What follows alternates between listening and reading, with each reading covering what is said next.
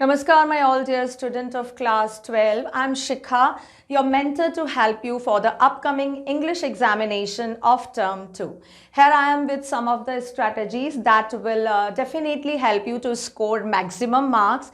This time you all must busy in the thorough revision of the syllabus, and these strategies will surely gear up your preparation. So here we are starting. Some of the points I have written and I'll explain that's how these points you can include to make your preparation better. सबसे पहला है solve CBSE term 2 sample papers. This is almost same for all the examination whether you are giving the school, college or any competitive exam. Solving the last year's or previous year's papers now will strengthen your preparation or will actually show you the position that at which position you are. मतलब जो भी आप sample paper solve करते हो, sample papers का मतलब क्या होता है? Exactly you are giving the exam. बिल्कुल आप जैसे एग्जाम दे रहे हो. Definite time, definite environment should be there. Only then this strategy will help you. So what can you do if right now you are at your home?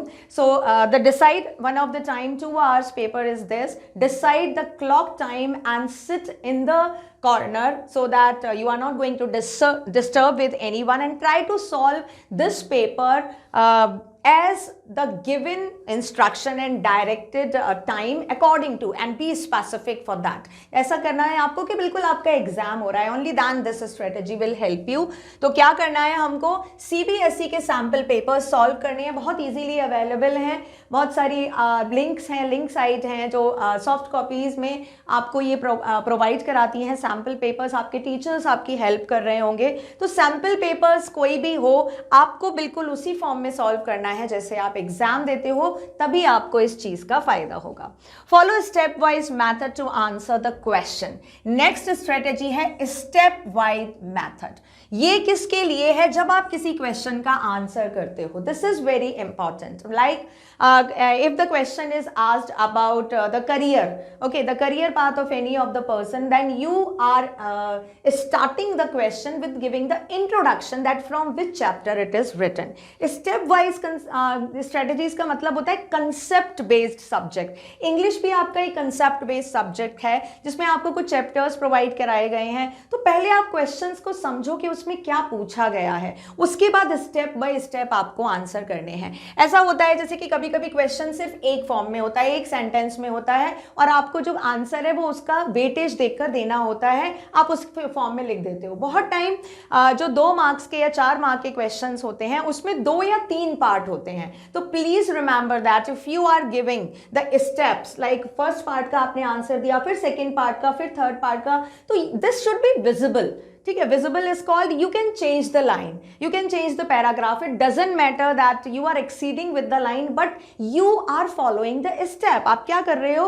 पहले एक part का answer दिया, फिर दूसरे पार्ट का, फिर तीसरे पार्ट का. तो अगर आप लाइन चेंज करके लिख रहे हो तो कोई प्रॉब्लम नहीं है. एग्जामिनर जो चेक करेगा कॉपी, उसको अच्छे से समझ में आएगा, इसको पता है कि कैसे आंसर किया जाता है. नाउ इन दिस वे अगर आप जैसे लाइन चेंज नहीं करते हो, अदरवाइज कोई आप मार्क लगा सकते हो कि यहां से हमारा दूसरा स्टेप चेंज है. जैसे कि क्वेश्चन में होता है, क्वेश्चन में क्या होता है? First part, then question mark, then second part, then question mark. तो पता चल जाता है ना भाई हमने इस क्वेश्चन के 3 पार्ट हैं. तो सेम आपका आंसर भी तो विजिबल होना चाहिए. अगर आप एक लाइन का गैप नहीं दे रहे हो तो लीव सम स्पेस, उसके बाद आप आंसर लिखना शुरू करो, जिससे एग्जामिनर को पता चले कि exactly you are giving the answer, या exactly you have given the answer as it is asked in the question. ये देखते ही पता चलना चाहिए, जैसे देखते ही हमको क्वेश्चन पता चलता है कि भाई इस क्वेश्चन के 2 पार्ट हैं. और स्टेप वाइज मेथड, जिस स्टेप में आपने पढ़ा है उसी स्टेप में आपको लिखना है. अगर कोई स्किल बेस्ड क्वेश्चन पूछा है, अंडरस्टैंडिंग बेस्ड क्वेश्चन पूछा है, उस चैप्टर का कोई पर्टिकुलर पार्ट नहीं पूछा है, तो भी आपको स्टेप वाइज, यानी किस चैप्टर से लिया गया है, उस कंसेप्ट का क्या मीनिंग है, वो कंसेप्ट क्यों है, और उसका कंक्लूजन, ये स्टेप फॉर्मेशन हर क्वेश्चन में होना चाहिए, चाहे वो 2 मार्क्स का हो या आपका 4 मार्क्स का हो. क्योंकि 2 मार्क के क्वेश्चन में भी आप 4-5 लाइन तो लिखोगे ही ना. तो जो एग्जैक्टली पूछा है उससे पहले आप उसका स्टेप लिख सकते हो कि ये कहां से लिया गया है या किससे संबंधित है. नेक्स्ट देखते हैं, use more informative and fewer words for to the point answer. आपको क्या करना है, इंफॉर्मेशन ज्यादा होनी चाहिए जो फ्यूअर वर्ड में, कम वर्ड्स में कंप्लीट हो जाए, और आंसर कैसा होना चाहिए, टू द पॉइंट। जैसे मैंने आपको ये स्टेप वाइज बताया, तो अगर जैसे आपको टू द पॉइंट आंसर लिखना है तो टू द पॉइंट में अगर वहां पे नहीं दिया गया है कि भाई कौन से पार्ट से लिया गया है या जो कैरेक्टर है उसका नाम नहीं दिया गया, तो आप सबसे पहले चैप्टर का नाम लिखो। उसके अगर आपको लगता है कि हाँ आप राइटर का नाम लिख सकते हो, राइटर का नाम लिखो, नो प्रॉब्लम। कैरेक्टर का नाम लिखो, उसके बाद जो भी आंसर पूछा गया है वो लिखो।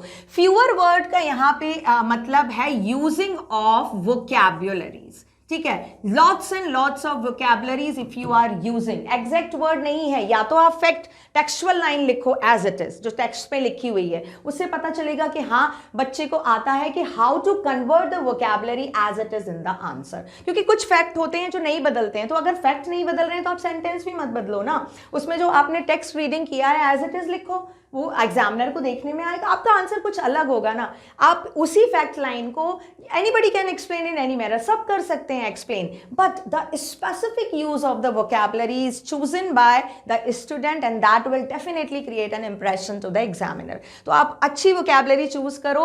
वोकैबुलरी ज्यादातर आप वन वर्ड सब्स्टिट्यूशन चूज करो, जिससे कि आपका पूरा सेंटेंस बहुत कम शब्दों में और टू द पॉइंट आपको आंसर दे, और वो आंसर आपका बिल्कुल डिफरेंट होना चाहिए औरों से। नेक्स्ट देखते हैं, completion of a section at one place. This is very important. Examiner आपकी कॉपी चेक कर रहा है, आपने सेक्शन बी लिखा है, एक पार्ट नहीं आया, आपने छोड़ दिया, आपने मान लो जगह नहीं छोड़ी, आगे जाके आप लिख रहे हो section B question number 2। Now the examiner, when examiner is checking the answer sheet, वो ढूंढ रहा है भाई कहाँ है, नहीं मिल रहा है। सेक्शन आपके लिटरेचर में होते हैं जिसमें 2 मार्क्स के 5 क्वेश्चन आते हैं, आपने 4 क्वेश्चन कर लिए, एक नहीं आ रहा, एक छूट गया, बाद में आपको याद आया, आपने लास्ट में जाके लिखा। This will definitely irritate your examiner, वो करेगा इरिटेट, और वो ये चीज का रिवेंज कैसे लेगा, ऑब्वियसली वो आपके मार्क्स कट करेगा। ठीक है, तो आपको क्या करना है, इट डजंट मैटर अगर आपको नहीं आ रहा है, लीव द प्लेस। क्या करना है, leave the place for that particular answer, so that that answer can be given later on at the exact place where it should be. Section पूरा लिखना बहुत जरूरी है। दूसरी चीज, अगर आप जैसे सेक्शन लिख रहे हो तो वहां पे मेंशन करो दिस इज सेक्शन ए। ठीक है, सेक्शन ए लिखना बहुत जरूरी है। जितने भी क्वेश्चन आ रहे हैं आप लिखो, लेकिन ये लिखना जरूरी है। ट्राई करो हर सेक्शन नए पेज से शुरू करो। अगर 2 लाइन फिल हो गई है, 3 लाइन, तो you can use that same page, no problem. But अगर more than half of the page is filled, तो don't use that page. Next page पे आप नेक्स्ट सेक्शन लिखो, section B, and then start doing. कोई नहीं आ रहा है, leave the place. आपको पता है भाई 4 या 5 नंबर के क्वेश्चन के लिए 1 पेज छोड़ना है, ठीक है। अगर 2 या 3 नंबर का है तो उसके लिए 1 पैराग्राफ छोड़ना है, तो इतना स्पेस छोड़ो, लेकिन पूरा सेक्शन एक जगह, सारे क्वेश्चंस एक जगह होने चाहिए। Please remember that.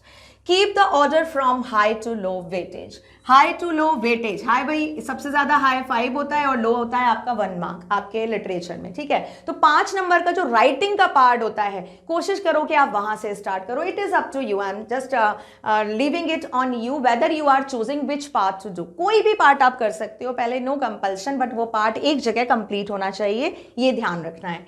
अगर आपने राइटिंग पार्ट से शुरू किया है, जिसमें सबसे ज्यादा वेटेज होता है 5 नंबर का, जो आपका आता है लेटर है, एप्लीकेशन लिखने के लिए आता है, तो वो अगर आपने चूज किया है तो स्टार्ट फ्रॉम देयर ओनली। क्योंकि राइटिंग पार्ट आपका इंग्लिश लिटरेचर का वो पार्ट है जो बहुत प्रिसाइज और बहुत एक्विसाइज फॉर्म में लिखा होना चाहिए। ऐसा लगना चाहिए कि हाँ आपको बहुत इंफॉर्मेशन है। क्योंकि देखो लिटरेचर, ये चैप्टर्स हैं, ये सब आप याद कर लेते हो, ये बाद में काम नहीं आते। Writing part is always there, जो आपको हमेशा काम आएगा। तो अगर आप ये सेक्शन नंबर बी यूज कर रहे हो, चूज कर रहे हो पहले करने के लिए, तो complete your 5 marks and then 3 marks and then start doing your section number C। अच्छा, यहां पर एक चीज और मैं बता देती हूं, जैसे you know your weak points। आपको अपने weak points पता है, आपको पता है कि भाई लिटरेचर के क्वेश्चन मुझे जल्दी याद नहीं होते हैं, और अगर याद भी हो जाते हैं बहुत मेहनत करके तो मैं भूल जाती हूं। तो what you can do, the idea for this, that when you start solving your paper, go through the paper, the time for the going through the paper is given to you, 15 minutes दिया जाता है आपको।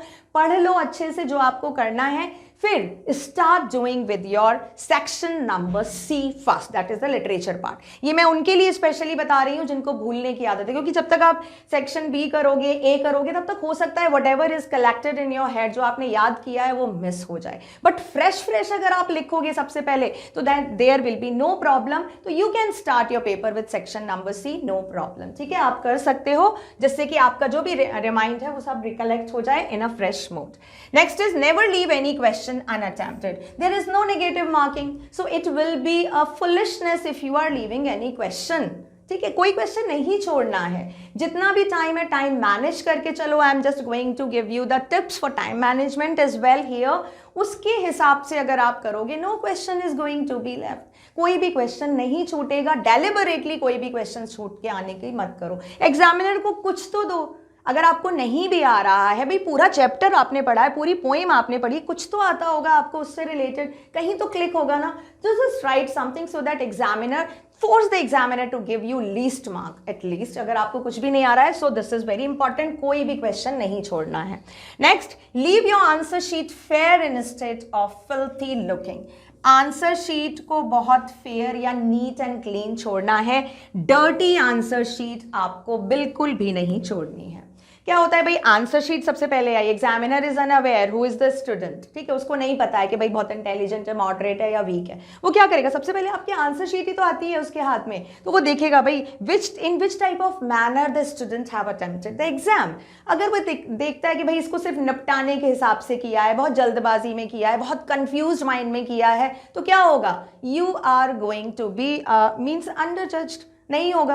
अगर वही answer sheet बहुत exquisite, neat and clean form में है, specific, आपको पता है कहाँ पे मार्जिन बनाना है, कहाँ पे स्टार्टिंग और एंडिंग लाइन करनी है, कहाँ पे ओवर राइटिंग नहीं करनी, ये सारी चीज़ें आपको पता है, तो obviously it will definitely create the first impression of the examiner. वो खुश होगा कि चलो एक कॉपी ऐसी है जिसमें समझ में आ रहा है। ये बहुत ज़्यादा ज़रूरी है। इंग्लिश को इंग्लिश में ही लिखना है, उसको फ्रेंच या कोई और लैंग्वेज मत बनाना। ठीक है, नेक्स्ट देखते हैं, revise all formats at least twice. This is very important. लगता है भाई कि फॉर्मेट तो रटे हुए हैं, अरे फॉर्मेट में है ही क्या, यहाँ पे ये आएगा, फिर ये आएगा, फिर ये आएगा, फिर ये आएगा, बस। But when you are sitting ना to attempt the exam, believe me everything is going to be. एक बार तो ऐसा होता है, बहुत ईजी चीजें होती है, कभी तो कैट और डॉग की स्पेलिंग भूल जाते हैं हम, कुछ टाइम ऐसा होता है। तो please remember this, that don't be over confident. जो भी फॉर्मेट है उनको रिवाइज करो। कैसे रिवाइज करो, लिख के देखो, बोल के नहीं देखना है। आप किसी को सिखा नहीं रहे हो, दिस इज फॉर यू।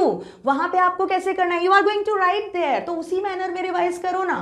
फिर don't learn and don't dictate, don't orally revise that. लिख के देखो, क्या लिख के देखना है, फॉर्मेट लिख के देखना है, कितनी बार देखना है, ट्वाइस। जब आप सैंपल पेपर्स कर रहे हो तब भी देखो कि भाई जो आपने फॉर्मेट, सिर्फ फॉर्मेट रिवीजन किया था तब उसका क्या था लुक, और जब आपने पूरा पेपर अटेम्प्ट किया है तब उसका लुक क्या होता है, उसमें बहुत डिफरेंस होता है। ठीक है, ये देखना है। एक चीज यहाँ पे लिख देती हूँ मैं, ओवर राइटिंग नहीं करनी। जैसे ये लिखा है सेक्शन, मान लो ये सेक्शन आपने गलत लिख दिया, ये लिख दिया मैंने सैक और शन, भाई स्पेलिंग गलत हो गई। Now somebody will do like this, कुछ ऐसे करते हैं, कुछ कैसे करते हैं कि भाई ये स्पेलिंग गलत हो गई, 1 2 3 4, why are you doing this? It's okay, you are human makes the mistake, कोई प्रॉब्लम नहीं है। अगर कुछ गलत हो भी गया, just make a slanting line, that's it. एक लाइन बनाओ, बस उसको पता चल जाएगा this is not going to be just by the examiner, नहीं पढ़ना है उसको, समझ आ जाएगा। ठीक है, तो डोंट मीज do this scribbling and slanting, बहुत ज्यादा नहीं करना है गाटा पीटी, just make a slant line and go through. Okay, so I hope all these points of the strategies will definitely help you, आपको याद रखना है। आगे चलते हैं, मैं थोड़ा सा आपको ब्लूप्रिंट बताती हूँ। अब आते हैं हम प्रैक्टिकल या लॉजिकल पार्ट पे। वो चीज़ क्या थी, वो चीज़ थी according to experience of the earlier paper, that will help you. यहाँ पे ब्लूप्रिंट देखते हैं भाई, सेक्शन आपके आते हैं, कितना टाइम है, स्टार्टिंग से देखते हैं, 2 आवर आपको मिलते हैं, मार्क्स हैं आपके 40, सेक्शन है इसमें 3, reading, writing, literary, text book and supplementary, इसमें पोइट्री, विस्तास, आपका जो फ्लेमिंगो है वो सब आ जाएगा। ये हैं आपके टोटल मार्क्स, यहाँ पे आपके क्वेश्चंस के नंबर लिखे हैं। चलो देखते हैं। वेरी शॉर्ट आंसर होते हैं 14, कितने होते हैं 14, 1 मार्क्स के, 8 and 6। One of the paragraph passage will be of 8 mark, और दूसरा जो होगा वो 6 मार्क्स का होगा। 14 एग्जाम आपके मार्क्स यहाँ पर हो जाते हैं, यानी कि वेरी शॉर्ट आंसर का मतलब हो गया 1 लाइन। 1 और 1.5 लाइन हार्डली, इससे ज्यादा नहीं लिखना है, ठीक है। अगर आपको लगता है कि भाई पैसेज का आंसर 2 या 3 लाइन से ज्यादा जा रहा है तो पूरा आंसर लिखने की जरूरत नहीं है, ये अगर आप बाद में पार्ट सॉल्व कर रहे हो। अगर बिकॉज से स्टार्ट करना है तो आप कर सकते हो, बस कीवर्ड लिख दो या कोई हेडिंग डाल दो कि भाई इसका आंसर है और फिर लिखना स्टार्ट करो। पूरा लिखने की जरूरत नहीं है, क्योंकि पैसेज में पूरा नहीं पूछा जाता। वाई, इस तरह के जो आपके रीजन बेस्ड क्वेश्चन है वो बहुत कम पूछे जाते हैं। उनको पता है भाई 1 मार्क का है तो 1 मार्क पे 1 या 2 लाइन होगी, इससे ज्यादा नहीं लिखना है। नेक्स्ट देखते हैं, आपका आता है इसमें शॉर्ट आंसर्स। ये आपका रीडिंग पार्ट से हो गए 14 क्वेश्चन, ठीक है। 2 पैसेज आते हैं, ये आपका रीडिंग पार्ट हो गया। राइटिंग पार्ट पे एक क्वेश्चन आता है आपका 3 मार्क्स का और दूसरा क्वेश्चन आता है आपका 5 मार्क्स का, यानी कि 2 क्वेश्चन आते हैं, एक 3 और एक 5। ये है आपका हाई वेटेज मार्क्स, ठीक है। ये सबसे ज्यादा हाई वेटेज, जिसमें रिपोर्ट राइटिंग, आपका रिपोर्ट या आर्टिकल और लेटर आता है, ये होते हैं 5। तो आप चाहो तो सबसे पहले ये कर सकते हो, क्योंकि ये सबसे ज्यादा एक्विजिट या यू कैन से ना सोफेस्टिकेटेड लगना चाहिए कि भाई हाँ राइटिंग पार्ट किया है 12th क्लास के बच्चे ने, ठीक है। तो ये इसके बाद आपको ये पार्ट करना है और ये टोटल इसके जो मार्क्स होते हैं वो होते हैं 8, इसमें हमने 14 मार्क्स देखे। नेक्स्ट जो होता है आपका लिटरेरी टेक्स्ट बुक्स, इसमें 5 क्वेश्चन आते हैं 2 मार्क्स के और 2 क्वेश्चन आते हैं 4 मार्क्स के। टोटल मार्क्स कितने हो गए? 18 मार्क्स हो गए यहाँ पर आपका, और ये हो गए 40। अभी यहाँ पे देखो 14, मैंने फिर से बता देती हूँ, 14 में कितने क्वेश्चन आते हैं? 1 मार्क का एक क्वेश्चन है, तो 1 मार्क के क्वेश्चन में 1 या 2 लाइन बहुत है। देन जो आपके 5 क्वेश्चन है 2 मार्क के, उसमें हर क्वेश्चन के लिए मैक्सिमम लाइन आप 4 या 5 रखो, इससे कम नहीं होना चाहिए। हो जाती है 5th लाइन अगर आप फेल हो जाती है then it is no problem, 2 marks के लिए ठीक है। कभी कभी 6 लाइन भी चली जाती है, नो प्रॉब्लम, बट इसको रखो। आप कोशिश करो कि 5 क्वेश्चन जो आपको 2 मार्क्स के करने हैं वो हो जाएं 4 या 5 लाइन में, आराम से 5 लाइन पूरी हो जाए, उतने बहुत है। नाउ नेक्स्ट जो 3 मार्क्स के क्वेश्चन, 3 मार्क का क्वेश्चन है वो आता है 1, ठीक है। उसमें राइटिंग पार्ट में आता है आपका जो इन्विटेशन है, इन्विटेशन का रिप्लाई आंसर जो भी है वो आता है, ठीक है। वो आपका 3 नंबर का होता है। देन आता है आपका लिटरेरी बुक से 2 क्वेश्चन आते हैं 4 मार्क्स के। अब ये लॉन्ग क्वेश्चंस में किए जाते हैं हमें रिगार्ड, तो इसमें 4 मार्क का जो क्वेश्चन है, please try to fill the page of your answer sheet, okay? If it is going exceeding the limit, then it is okay, but it is don't just shorten the limit or shorten the length of the answer. Means अगर यहाँ पर मैंने आपको बताया जो भी exactly जो question में पूछा जाता है, give the answer in the middle part, बीच में दो, स्टार्टिंग में इंट्रोडक्शन दो, नीचे कंक्लूजन दो और बीच में आपका जो पार्ट है उसका आंसर दो। Itself it will go definitely. भाई पूरी बुक से सिर्फ 2 चैप्टर में से 2 क्वेश्चन आ रहे हैं, 2 क्वेश्चन 2 चैप्टर में अलग अलग आ रहे हैं, तो आप चैप्टर के बारे में आराम से लिख सकते हो। पार्ट में से नहीं आ रहे हैं तो पूरा चैप्टर का अगर जो भी क्वेश्चन पूछा है उसका जो एग्जैक्ट पार्ट है आप वहां से स्टार्ट नहीं करके थोड़ा सा स्टार्टिंग जो इंट्रोडक्टरी पार्ट है वहां से स्टार्ट करो, बीच में आंसर दो और नीचे उसका कंक्लूजन लिखो, and your answer will be fill, your 1 page will be easily fill, ठीक है। तो 4 नंबर के क्वेश्चन में हमको 1 पेज फिल करना है, प्लीज रिमेंबर दैट। एक क्वेश्चन आता है आपका 5 मार्क्स का जो रिपोर्ट है या लेटर है, अपने आप वो तो अपने आप एक्सीड हो जाता है। लेटर में आपका फॉर्मेट ही इतना बड़ा होता है कि it will exceed to the more then 2 pages, कभी कभी तो हो जाता है एक में पूरा आपका लेटर आ गया, फिर आपका जॉब प्रोफाइल, आपका बायोडेटा आ गया, तो ये एक्सीड हो जाता है 2.5 पेज। रिपोर्ट राइटिंग भी एक्सीड हो जाती है, 5 मार्क्स की है, ठीक है। तो ट्राई करो, 5 मार्क्स की है इसमें, क्योंकि बॉडी पार्ट में ही पैराग्राफ चेंजेस आपको करने पड़ेंगे, तो मोर देन 1 पेज हो जाता है, 1.5 पेज विल डू, इतना आपको करना है, ओके। सो ये हो गया हमारा ब्लू प्रिंट, इसके अकॉर्डिंग आपको करना है। आगे चलते हैं, हम देखते हैं सबसे पहले क्या देखते हैं, सिलेबस। ये बहुत इंपॉर्टेंट है। सिलेबस में आपका क्या है, अनसीन पैसेज आएगा, ठीक है, जो कैसा होगा, डिस्क्रिप्टिव या फैक्चुअल बेस से आएगा, केस स्टडी आएगा जो फैक्चुअल पैसेज होगा। ये ज्यादातर अनसीन होता है, जो डिस्क्रिप्टिव होता है, डिस्कर्सिव भी हो सकता है, कोई भी हो सकता है। ये होता है इसमें जो आपकी जो पहले वाला होता है ज्यादातर 8 मार्क्स और नेक्स्ट होता है 66 मार्क्स का, एक एक मार्क का क्वेश्चन होता है। नेक्स्ट है आपका शॉर्ट राइटिंग इन्विटेशन रिप्लाईज जो है आपका 3 मार्क्स का, एंड देन लॉन्ग राइटिंग में जॉब एप्लीकेशन राइटिंग या आपका रिपोर्ट राइटिंग आता है, वो होता है 5 मार्क्स का। Prose, the rattrap and indigo, poem ये आपकी 2 आ रही हैं, thing of beauty and Jennifer's tiger, विस्तार से, should wizard hit, mommy on the face of it, and Evans tries an O level. ये आपका सेक्शन नंबर C कंबाइंड है, ये पूरा है जो 18 मार्क्स का है। इसमें से क्वेश्चन आते हैं short answers and long answers. Long answer हम बोल सकते हैं क्योंकि 1 पेज हो जाता है। Time management, very very very important. ये नहीं आया तो कुछ नहीं आया। Being a very intelligent student, the smart student will definitely grab the opportunity if you will not show your smartness in this area। ठीक है, आपका इंटेलिजेंस यहाँ पे काम नहीं आएगा, स्मार्टनेस काम आएगा। सेक्शन बी है, according to me you should start with it. यहाँ से स्टार्ट करना चाहिए and you have to complete within the 30 limits anyhow, don't exceed the limit. उसके बाद अगर आपको सेक्शन सी लगता है, सेक्शन सी करो, give 40 minutes to complete that. आपको टोटल 7 क्वेश्चन करने हैं, ठीक है। तो मान के चलो आपके 2 पेज, 3 या 3.5 पेज, मान के चलो 3.5 या 4 पेज, तो you should be able to fill 4 pages in 40 minutes. And section A, 45 minutes that you have to give. Why it takes much of the time? Because you have to find out the answers. आपको पूरा passage पढ़ के फिर answer है, mind में से तो आपके आ रहा है भाई, आपको याद है तो आप लिखे जा रहे हो, लिखे जा रहे हो, लिखे जा रहे हो। अब वहां पे आपको ढूंढना पड़ता है, ढूंढने में थोड़ा सा टाइम लगता है। इसीलिए I will recommend that this part should be done at the last. सबसे बाद में ही करना चाहिए और सबसे पहले ये करना चाहिए। जिनको ज़्यादा याद नहीं होता है, you can do the section C first. चलो आगे देखते हैं, थोड़ी सी प्रेजेंटेशन। उसके बाद देखो, टाइम मैनेजमेंट के बाद प्रेजेंटेशन। आपने पूरा आंसर शीट कर दिया, बहुत अच्छे भाई, हमने सारे क्वेश्चन किए, बहुत अच्छा लग रहा है हमको, घर पे आके बताया। But when the examiner is going through your answer sheet, what exactly you have done, only he और शी नोज। ठीक है, तो प्रेजेंटेशन मतलब you should be satisfied that yes मेरी आंसर शीट चेक करने लायक लग रही थी। ओके, तो वो होना चाहिए। Right in neat and legible hand writing. Legible means समझ में तो आनी चाहिए भैया, क्या क्या लिखा है आपने, बहुत साफ साफ और लेजिबल लिखो। बहुत सुंदर मोती जैसा होना जरूरी नहीं है, the word should be readable and clear. ठीक है, next, draw lines to indicate the end and beginning. जो आप मार्जिन बनाते हो भाई, एक मार्जिन ये होता है, एक मार्जिन ये होता है। Okay, I will just suggest you to draw the margin. आपको स्टार्टिंग में जो टाइम मिलता है, आंसर शीट तो पहले मिल जाती है ना, तो you can draw the margin. दोनों तरफ बना लो, नो प्रॉब्लम। मतलब आंसर शीट का लुक थोड़ा सा अच्छा हो जाता है, अच्छी दिखने लगती है, इसलिए आपके पास टाइम तो होता ही है, तो बना लो। एक ये मार्जिन बना लो, एक ये मार्जिन बना लो, whatever you are writing ना, तो वो थोड़ा सा अच्छा लगेगा कि हाँ यहीं तक आपको लिखना है, कोई वर्ड यहाँ जा रहा है, कोई वर्ड यहाँ, कोई वर्ड यहाँ, तो वो सारी चीजें नहीं होंगी।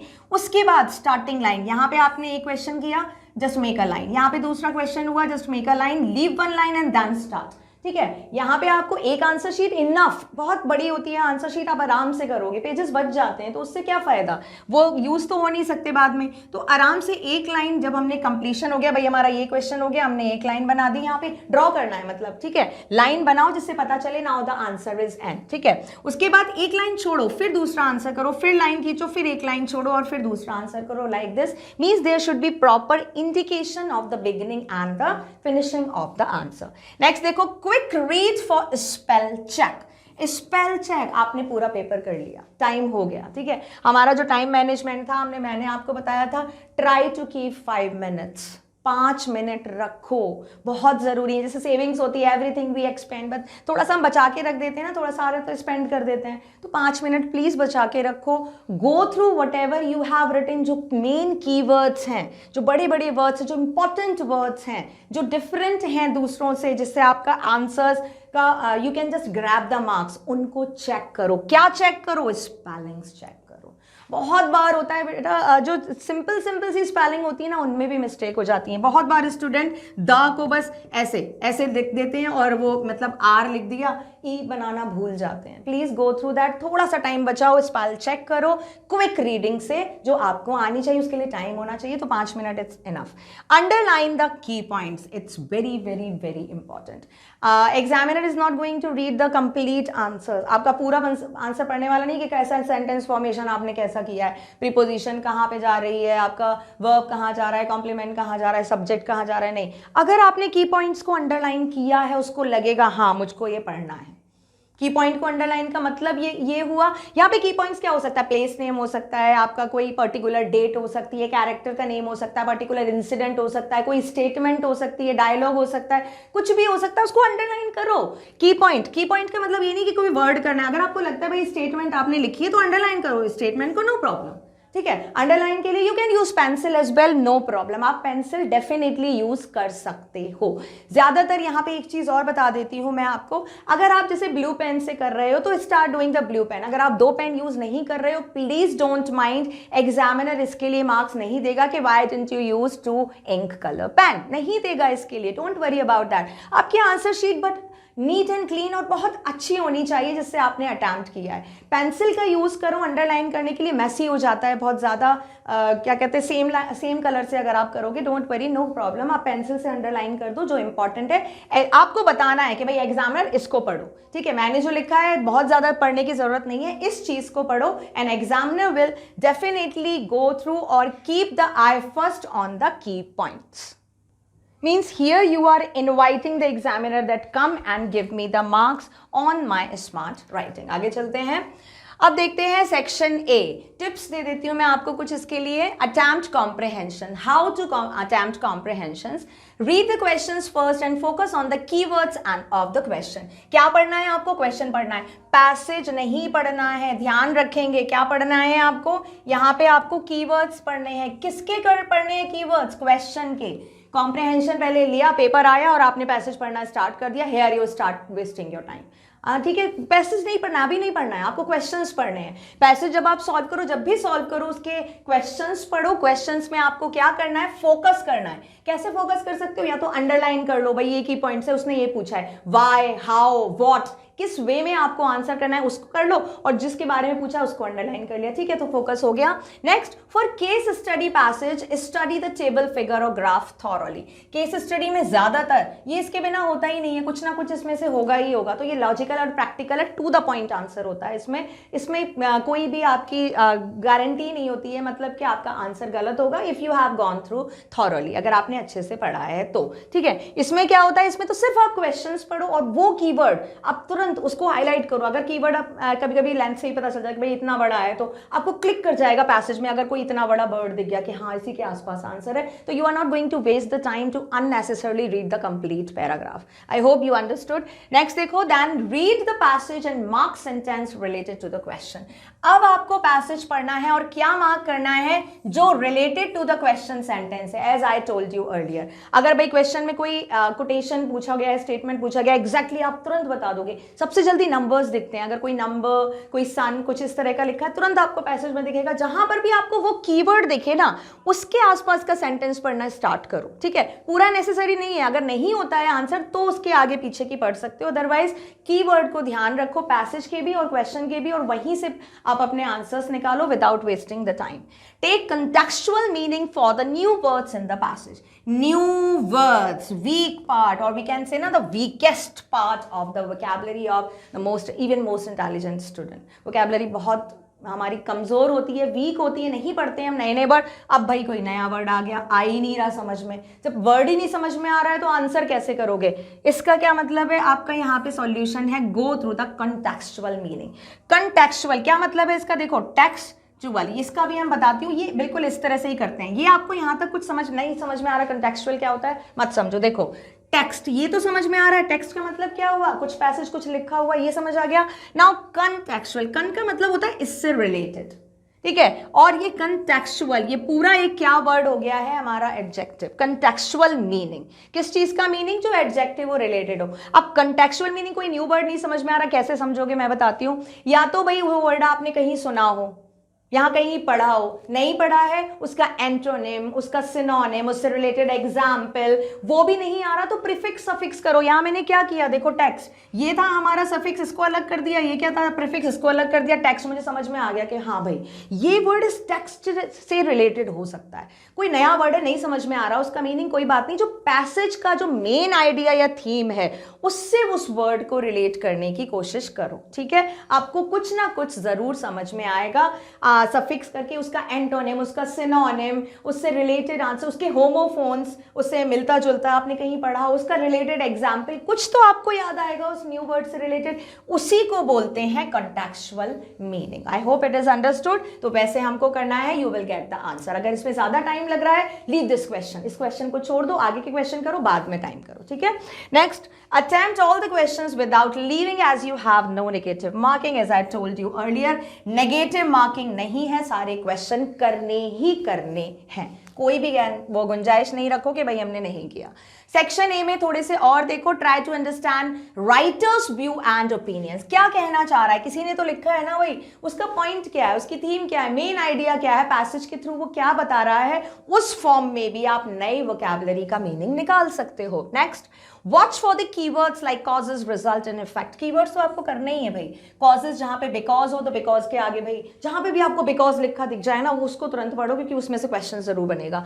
कोई रिजल्ट है, एज अ रिजल्ट, हाँ, कॉन्सिक्वेंटली, फाइनली, इवेंचुअली, ये जो वर्ड आ जाते हैं यहीं से क्वेश्चन बन जाता है, ये आंसर होते हैं। Next, effect. इफेक्ट का मतलब कैसे, एडवर्स इफेक्ट कैसा हो सकता है, उसका एडवर्स इफेक्ट या उसका एडवांटेज कैसा हो सकता है, ये जहां पे भी आते हैं यहां से क्वेश्चन बनते हैं। तो इनको क्या करना है, अंडरलाइन करो या फिर इनको आप फोकस में रख सकते हो, ज्यादातर अंडरलाइन पेंसिल से कर लो, that is the best. Concentrate on main ideas and ignore detail. Main ideas ध्यान रखना है, आइडिया को आप यहाँ पे बोल सकते हो थीम। यहाँ थीम कैसे पता चलेगी, जब आप देखोगे कि राइटर क्या बोलना चाह रहा है, क्या प्रेजेंट करना चाह रहा है, किस फॉर्म में वो आंसर चाहता है। पूरा जो डिटेल है उसको नहीं पढ़ना है। Don't waste time with unnecessary information, use a scanning technique. Unnecessary information, पूरी चीजें पढ़ने की जरूरत नहीं। मैंने क्या बोला, या जहां पे आपको बिकॉज दिखे, फाइनली, एज अ रिजल्ट, कोई भी आपको मैरिड डिमैरिड्स लिख रहे हैं, बस उनको ज्यादा ध्यान रखो, फालतू की चीजें पढ़ने की जरूरत नहीं है। स्कैनिंग टेक्निक करो। स्कैन क्या करते हैं हम, जो इंपॉर्टेंट चीज होती है वही तो स्कैन करते हैं, बस हम सारी चीजें थोड़ी नहीं स्कैन करते हैं। आपको जो इतना बड़ा डॉक्यूमेंट है उसमें से आपने छोटा सा पार्ट स्कैन कर लिया, क्या मतलब, वो इंपॉर्टेंट है, बस वही करना है हमको, स्कैनिंग मेथड यूज करना है। Practice at least 10 comprehension passage before board exam. ये तो भाई बहुत मुश्किल है। हमारी प्रैक्टिस पता है कैसी होती है इंडियन स्टूडेंट्स की, whenever we are going to give the exam only then we know comprehension, चलो तभी करना स्टार्ट करते हैं, कौन करे क्या, but this is very important. आपकी रेगुलर स्टडीज में the practice should be there for the comprehension. तो अभी भी आपके पास 4 दिन हैं, 4 दिन में ट्राई करो क्योंकि ये बहुत इंपॉर्टेंट पार्ट है, सबसे ज्यादा मार्क्स का है ये, ठीक है, तो इसका इनको प्रैक्टिस करना है। Secret for scoring full marks in comprehension is, क्या है भाई एक सीक्रेट, बहुत अच्छा सीक्रेट, प्रैक्टिस प्रैक्टिस प्रैक्टिस। इसका कोई भी सब्स्टिट्यूशन नहीं है, यहाँ पे मैं और कोई भी सब्स्टिट्यूशन आपको नहीं बता सकती हूँ। अभी मैंने जितने बताए वो आपको सपोर्टिंग पॉइंट्स थे, हेल्पिंग पॉइंट थे, जो आपको पुश कर रहे थे कि भाई हाँ आप कैसे ना कैसे इसको कंप्लीट कर लो। बट इसका सबसे जो मेन सीक्रेट है वो क्या है, प्रैक्टिस प्रैक्टिस प्रैक्टिस। और हमारी प्रैक्टिस कब होती है, PT1 में, PT2 में, हाफ ईयरली में और फाइनल एग्जाम में, यही हमारी प्रैक्टिस होती है। 4 दिन है, please do the practice as you can do. Short comprehension, invitation and replies, यहाँ से मैं सारी, अभी तक हमने सारी चीज़ें पढ़ ली, अब मैं थोड़ा थोड़ा फटाफट से जल्दी से रिवीजन ले लेती हूँ आपको एंटायर सिलेबस का। That will definitely help you. बहुत मीन्स इजी कैचिंग, जो सरफेस लेवल का रिवीजन है ना वो है यहाँ से। अभी देखते हैं इन्विटेशन और रिप्लाईज कौन से होते हैं। फॉर्मल एंड इनफॉर्मल, 2 तरह के इन्विटेशन होते हैं। फॉर्मल में एक होता है कार्ड टाइप, एक होता है लेटर टाइप। इसमें to invite the family function for school function, invite a chief guest और अ प्रेसिडेंट। लेटर में आप चीफ गेस्ट को, किसी बाहर के आदमी को बुला रहे हो तो होगा। कार्ड टाइप में फैमिली या किसी जो ऑडियंस है या हमारे जो पेरेंट्स हैं उनके लिए इन्विटेशन हो जाता है। Informal is very we can say the simple, relative या फ्रेंड्स के लिए होता है। तो ये टाइप्स हो गए। एग्जाम्पल देखते हैं। उससे पहले हम पॉइंट्स देखते हैं थोड़े से। इनविटेशन के लिए क्या ध्यान रखना है, name of the host, occasion, date and time and venue, ये होना ही चाहिए, ठीक है, ये 4 चीजें होनी चाहिए। Venue is place, request the pleasure of your company, ये क्या है, lines that you can learn. क्या लिख देती हूँ मैं भाई, learn any of the line, learn and use. जो लाइन आपको सबसे अच्छी लगती है, ज्यादा इजी लगती है, बस उसको लर्न करो और वहां पे स्टिक कर दो and that's it. Request the pleasure of your company, line number 1, ये 1 हो गई आपकी, ठीक है। देन नेक्स्ट लाइन आपकी क्या हो गई, नेक्स्ट लाइन आपकी हो गई ये, सीक योर ऑस्पिशियस प्रेजेंट, ये याद कर लो। Solicit your gracious presence on the auspicious occasion, line number 3। Whatever is suitable for you आप लर्न कर सकते हो, बिल्कुल यही लाइन लिख दो। स्पेलिंग मिस्टेक्स भी नहीं होंगी, वोकैबुलरी भी अच्छी है और आपको लर्न भी है, लिख सकते हो।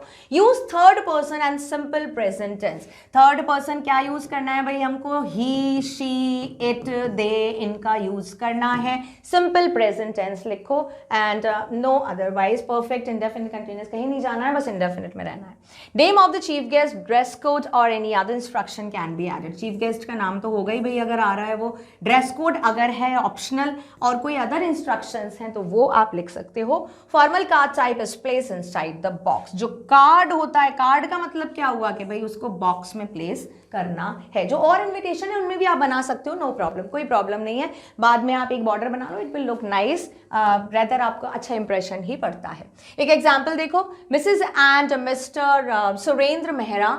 देखो वही लाइन यहाँ पे लिख दी जो 3rd नंबर की लाइन थी ना हमारी, solicit your gracious presence on the specious occasion of the marriage of their daughter. पूरा हमने ये लिखा, बाद में क्या आ गया, ये रहा टाइम आ गया हमारा, डेट आ गई, टाइम आ गया, ये रहा वेन्यू आ गया, with best compliments for all relative and friends. ज़्यादा नाम लिखने की जरूरत नहीं है, अगर नहीं आता है तो बस ऑल फ्रेंड्स लिख दो. RSVP राकेश मेहरा. RSVP नहीं पता होता, RSVP लिखना मतलब ज़रूरी होता है. इसका मतलब means respond if you please. इसका मतलब यही होता है, ये फ्रेंच वर्ड है, ठीक है. मैं आपको हिंदी का वर्ड बता देती हूँ यहाँ पे, रिस्पॉन्ड इफ यू प्लीज. मतलब अगर आप आ रहे हो या नहीं आ रहे हो, ये अगर आप बता दोगे तो बहुत ज्यादा अच्छा होगा, ठीक है. वैसे इसका मतलब होता है रेपोजेट सिल वेओस प्लेट, ठीक है. रेपोडेंस सिल वेओस प्लेट, ये एक French we can say the phrase है. उसका जो मीनिंग है उसका क्या होता है, रिस्पॉन्ड इफ यू प्लीज, या आप शॉर्ट में बोल सकते हो प्लीज रिस्पॉन्ड. मैं आपको यहाँ पे मतलब बता रही हूँ, लिखते नहीं है यहाँ पे, लेकिन आपने लिखा है तो आप उसका मतलब तो पता होना चाहिए ना कि क्या मतलब है. तो प्लीज रिस्पॉन्ड, उससे पता चलेगा ना भाई होस्ट है, हम कितने लोगों के लिए प्रिपरेशन करें, तो ये हेल्प करता है. तो like this you can right the invitation for this, ठीक है. इसको आप इनक्लोज कर सकते हो लाइन में, नो प्रॉब्लम. नेक्स्ट देखो, formal invitation for the school events and exhibition. The principal, staff and student of, पहले ये वाली लाइन लिखी, उसके बाद हमने स्कूल का नाम लिख दिया. Modern public academy, Ravindra Sarani, Durgapur. ये पूरा लिखेंगे भाई, एड्रेस भी लिखेंगे. और देखो यहाँ पे हमने दूसरे नंबर की लाइन लगा दी है, यहाँ पे स्टिक कर दी. Cordially solicit your begin presence on the occasion of annual day celebration. ये हो गया हमारा day, date, time and venue. ये वेन्यू हो गया हमारा. अब यहाँ पे चीफ गेस्ट का नाम आया. चीफ गेस्ट के आगे हमेशा ऑनरेबल लगाते हैं. Chief justice doctor Ayan Sen Gupta has kindly consented to be the chief guest, ठीक है. ये लाइन याद कर लो, किसी में भी आप लिख सकते हो. नीचे आ गया आपका ऑफिस का नंबर और यहाँ पे आ गया प्रिंसिपल.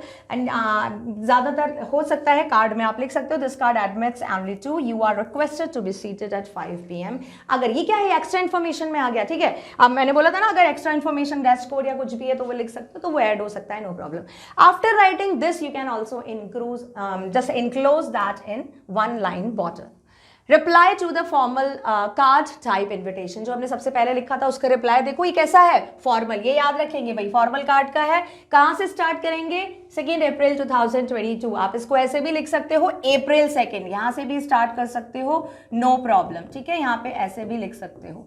नेक्स्ट देखो, mister Shrikant Jain, thanks mister Nitin Sharma. कौन लिख रहा है, ये लिख रहे हैं, किनको लिख रहे हैं, इनको लिख रहे हैं. The president of the English literary club to preside over the interzonal declamation competition to be held on Monday 5 April 2022 at 9. ये डेट आ गई, ये टाइम आ गया, इन द स्कूल ऑडिटोरियम. यानी कि 1 पैराग्राफ में एवरीथिंग हैज कम. जो reply लिखते हो उसमें अलग अलग फॉर्मेट की जरूरत नहीं है, आप एक पैराग्राफ में सारी चीजें इंक्लूड कर सकते हो. He is delighted to accept the invitation. अगर आपको एक्सेप्ट करना है, ये लाइन याद कर लो. अगर उसमें अनेबिलिटी शो करनी है तो regrets his inability to accept due to prior engagement. कुछ भी कारण लिखा हो कि भाई you can write any cause, तो यही लिख दो बस, प्रायर एंगेजमेंट. 2 वर्ड काफी हैं कि मैं नहीं आ सकता हूं, ठीक है. उसके बाद बेस्ट रिगार्ड्स और आपका नाम, दैट्स इट. यही फॉर्मेट है, date, paragraph, then change the paragraph whether you are coming or not, receiving the invitation or not, और आपका नाम with the complimentary clause, that's it. This will be the reply. Next देखो, inviting Dr. Shrikant Jain to preside interzonal declamation competition. ये क्या है, invitation है, formal invitation again. किसका, modern public school park road Pune on 22 April 2022. Doctor Shrikant Jain Pune sir, ठीक है. ऊपर आ गया हमारा, और ये आ गया, ये क्या है, लेटर फॉर्म में इनविटेशन. वो हमारा कार्ड फॉर्म में था जो अभी हमने पढ़ा है, ये लेटर फॉर्म में. फॉर्मेट भी बिल्कुल सेम है. सर सब्जेक्ट, देखो ये आ गया हमारा सैल्यूटेशन, यहाँ पे हमारा सब्जेक्ट आ गया invitation to preside over the interzonal declamation competition. The English literary club of our school is organising an interzonal declamation competition on the topic. ये पूरा आप एग्जैक्ट अपना क्वेश्चन से लिख सकते हो। स्पेलिंग मिस्टेक्स का बहुत ध्यान रखना है, स्पेशली राइटिंग पार्ट में। कोई भी स्पेलिंग मिस्टेक या over writing please don't do और avoid to do. Communication skills are important in modern verb, इसको इंक्लूज किया है डबल कोटेशन मार्क में। ये टॉपिक है, ठीक है, वो कंपटीशन का टॉपिक है ऑन। बस क्या लिखा हमने, देखो ये लाइन आपको क्वेश्चन से मिल जाएगी, वो लिख लिया हमने। कंपटीशन का जो थीम था या टाइटल था वो लिख दिया, डे लिख दिया, डेट लिख दिया, टाइम लिख दिया और वेन्यू लिख दिया इन अनदर लाइन, ठीक है। सेंटेंस आपका जो ये लेटर फॉर्म में भी, इसमें भी फर्स्ट पैराग्राफ में ही everything you have to write. आगे आपको क्या लिखना है, एक बार और आपको कंसेंट रिक्वेस्ट लिखनी है। I would be great honour if you could preside over the competition as a chief guest. Chief guest को बुला रहे हैं हम यहाँ पे। योर्स फेथफुली या सिंसियरली, आपका नाम, प्रेसिडेंट इंग्लिश लिटरेरी क्लब, ठीक है। ये हमारा हो गया किस फॉर्म में, लेटर फॉर्म में हो गया, जहां पे हमने स्टार्ट किया था कहां से, मॉडर्न पब्लिक स्कूल से स्टार्ट किया था। किसको इनवाइट कर रहे हैं हम, चीफ गेस्ट को इनवाइट कर रहे हैं। अब हम इसका देखते हैं रिप्लाई, फॉर्मल लेटर का फॉर्मल रिप्लाई कि भाई उन्होंने एक्सेप्ट किया या नहीं किया चीफ गेस्ट ने। तो सबसे पहले क्या लिखेंगे, यहाँ पे उन्होंने लिखा एड्रेस एंड देन ये अपना एड्रेस लिखा चीफ गेस्ट ने, उसके बाद डेट लिखी, फिर किसको लिख रहे हैं उसका एड्रेस लिखा, सब्जेक्ट ये आ गया यहाँ पे सब्जेक्ट। यहाँ पे सैल्यूटेशन नहीं आएगा। अगर चीफ गेस्ट के लिए लिख रहे हैं तो no need to write the salutation. Reply to invitation as a chief guest to declamation competition, यहाँ से पता चल रहा है कि भाई ये रिप्लाई है। Thank you for your gracious invitation, यहाँ पे सर नहीं लिखना है, ध्यान रखेंगे, okay. Thank you for your gracious invitation to the interzonal declamation competition on the topic communication skill are important in the modern world. ये पूरा का पूरा आपका क्वेश्चन से है, अभी आपने कुछ भी नहीं लिखा है अपनी तरफ से आपने सिर्फ फॉर्मेट दिया है बस, ठीक है। ऑन मंडे ये आ गई आपका date, day, time and venue. It would be a great honour to preside over the competition as a chief guest. ये क्या है, आपने एक्सेप्ट कर लिया। लर्न कर लो इस लाइन को, एक एक जो स्पेलिंग है कि कैसे करना है, इसके बाद क्या आएगा, क्योंकि ये चीजें पढ़ी जाती है। 3 मार्क का है भाई, तो इसमें तो examiner will read one word, every word, each word where he will go, he or she. I regret, ये क्या है भाई, आप एक्सेप्ट नहीं कर सकते, you are unable to attend। क्या लिखा है, I regret to say that I will be unable to accept the invitation because of a prior engagement, smart and the short answer। कोई भी गुंजाइश नहीं है कि कहीं भी कोई भी गलती होगी सेंटेंस फॉर्मेशन में, ग्रामेटिकल मिस्टेक या स्पेलिंग मिस्टेक, बस हमने लिख दिया, ठीक है। और यहाँ पे सिंसियरली श्रीकांत, ये आ गया हमारा sincerely Shrikant. I hope it is understood. Now आगे चलते हैं। हमने कार्ड फॉर्म में, लेटर फॉर्म में दोनों देख लिया, आपको एग्जाम्पल्स बता दिए मैंने, ठीक है। एक बार फॉर्मेट, यही जो फॉर्मेट यही है, फॉर्मेट कैसे लिखना है, ऐसे नहीं लिखना है जो मैंने दिखा दिया है, अपने आप लिख के देखना है, ठीक है। नेक्स्ट देखो, सबसे पहले इनफॉर्मल इन्विटेशन देखते हैं, रिप्लाई देखेंगे इसका आगे। Ordinary personal letters written to relatives and friends, किसको देते हैं भाई, ज़्यादातर रिलेटिव या फ्रेंड्स के लिए होते हैं। ये what's going on, just wait, yes, relative या फ्रेंड्स के लिए होते हैं। It is written in the first person, I और वी। हमेशा किस में लिखते हैं, आई या वी में लिखते हैं। Right only sender's address, sender's address यानी कि जिसको आप सेंड कर रहे हो उसका ही एड्रेस लिखना है। फॉर्मल में आपको बताने की जरूरत नहीं है, आप रिलेटिव या फ्रेंड हो तो अपना एड्रेस थोड़ी लिखोगे भाई। एक्सपेंडेड डेट आपका इस तरह से लिख सकते हो, या जैसे मैंने बताया था अप्रैल 2022, ये भी राइट है। सैल्यूटेशन में डियर, क्या लिखोगे आप, डियर। रिलेटिव या फ्रेंड से आप रिस्पेक्टेड भी लिख सकते हो, नो प्रॉब्लम। अगर आप रिलेटिव्स में किसी एल्डरली या ओल्डरली पर्सन को लिख रहे हो तो आप रिस्पेक्टेड लिख सकते हो। Complimentary closes, yours lovingly, yours affectionately. ये तो आप अपने सेम एज ग्रुप या अपने यंगर, एल्डर किसी के लिए भी लिख सकते हो, तो ये लविंगली या अफेक्शनेटली। स्पेलिंग मिस्टेक का ध्यान रखना, छोटा या बड़ा जो भी आपको चूज करना हो, spelling mistake shouldn't be there. Informal invitation, इसका हम पहले हमने फॉर्मेट देख लिया, अब देखते हैं मेन पॉइंट्स हमने देख लिए हैं। You are Ravi, write a letter to your friend Santosh inviting him for your birthday celebration. किसको लिखना है, संतोष को लिखना है भाई। सबसे पहले हमने क्या लिखा, मॉडल टाउन पुणे, जिसको हम लिख रहे हैं। 2 अप्रैल डेट आ गई, ये आ गया हमारा सैल्यूटेशन। Dear Santosh, you will be glad to know that I am celebrating my birthday on 10th April at 8 PM. Then at Hotel President Civil Lane, Pune. ठीक है, एक लाइन में पूरी इंफॉर्मेशन हो गई. This occasion will provide you an opportunity, have fun and make merry in the company of your old friends. I request you to be the amidst arts. ये क्या किया हमने, देखो फालतू की चीज़ें नहीं लिखी हैं कि भाई ये मेरा ये कंप्लीट हो गया है, अब मैं ये बर्थडे सेलिब्रेट कर रहा हूँ, मैं यहाँ पे कर रहा हूँ, मेरे घर वाले भी आ रहे हैं, बाहर वाले नहीं. 3 मार्क्स का है तो 3 मार्क्स के लिए इतना बहुत है. आपका ये जो पूरा होगा वो आपका हो जाएगा. वन थिंग आई रिमेंबर, जैसे इन्विटेशन आपने लिखा, हाफ पेज में आ गया, don't write anything on that page.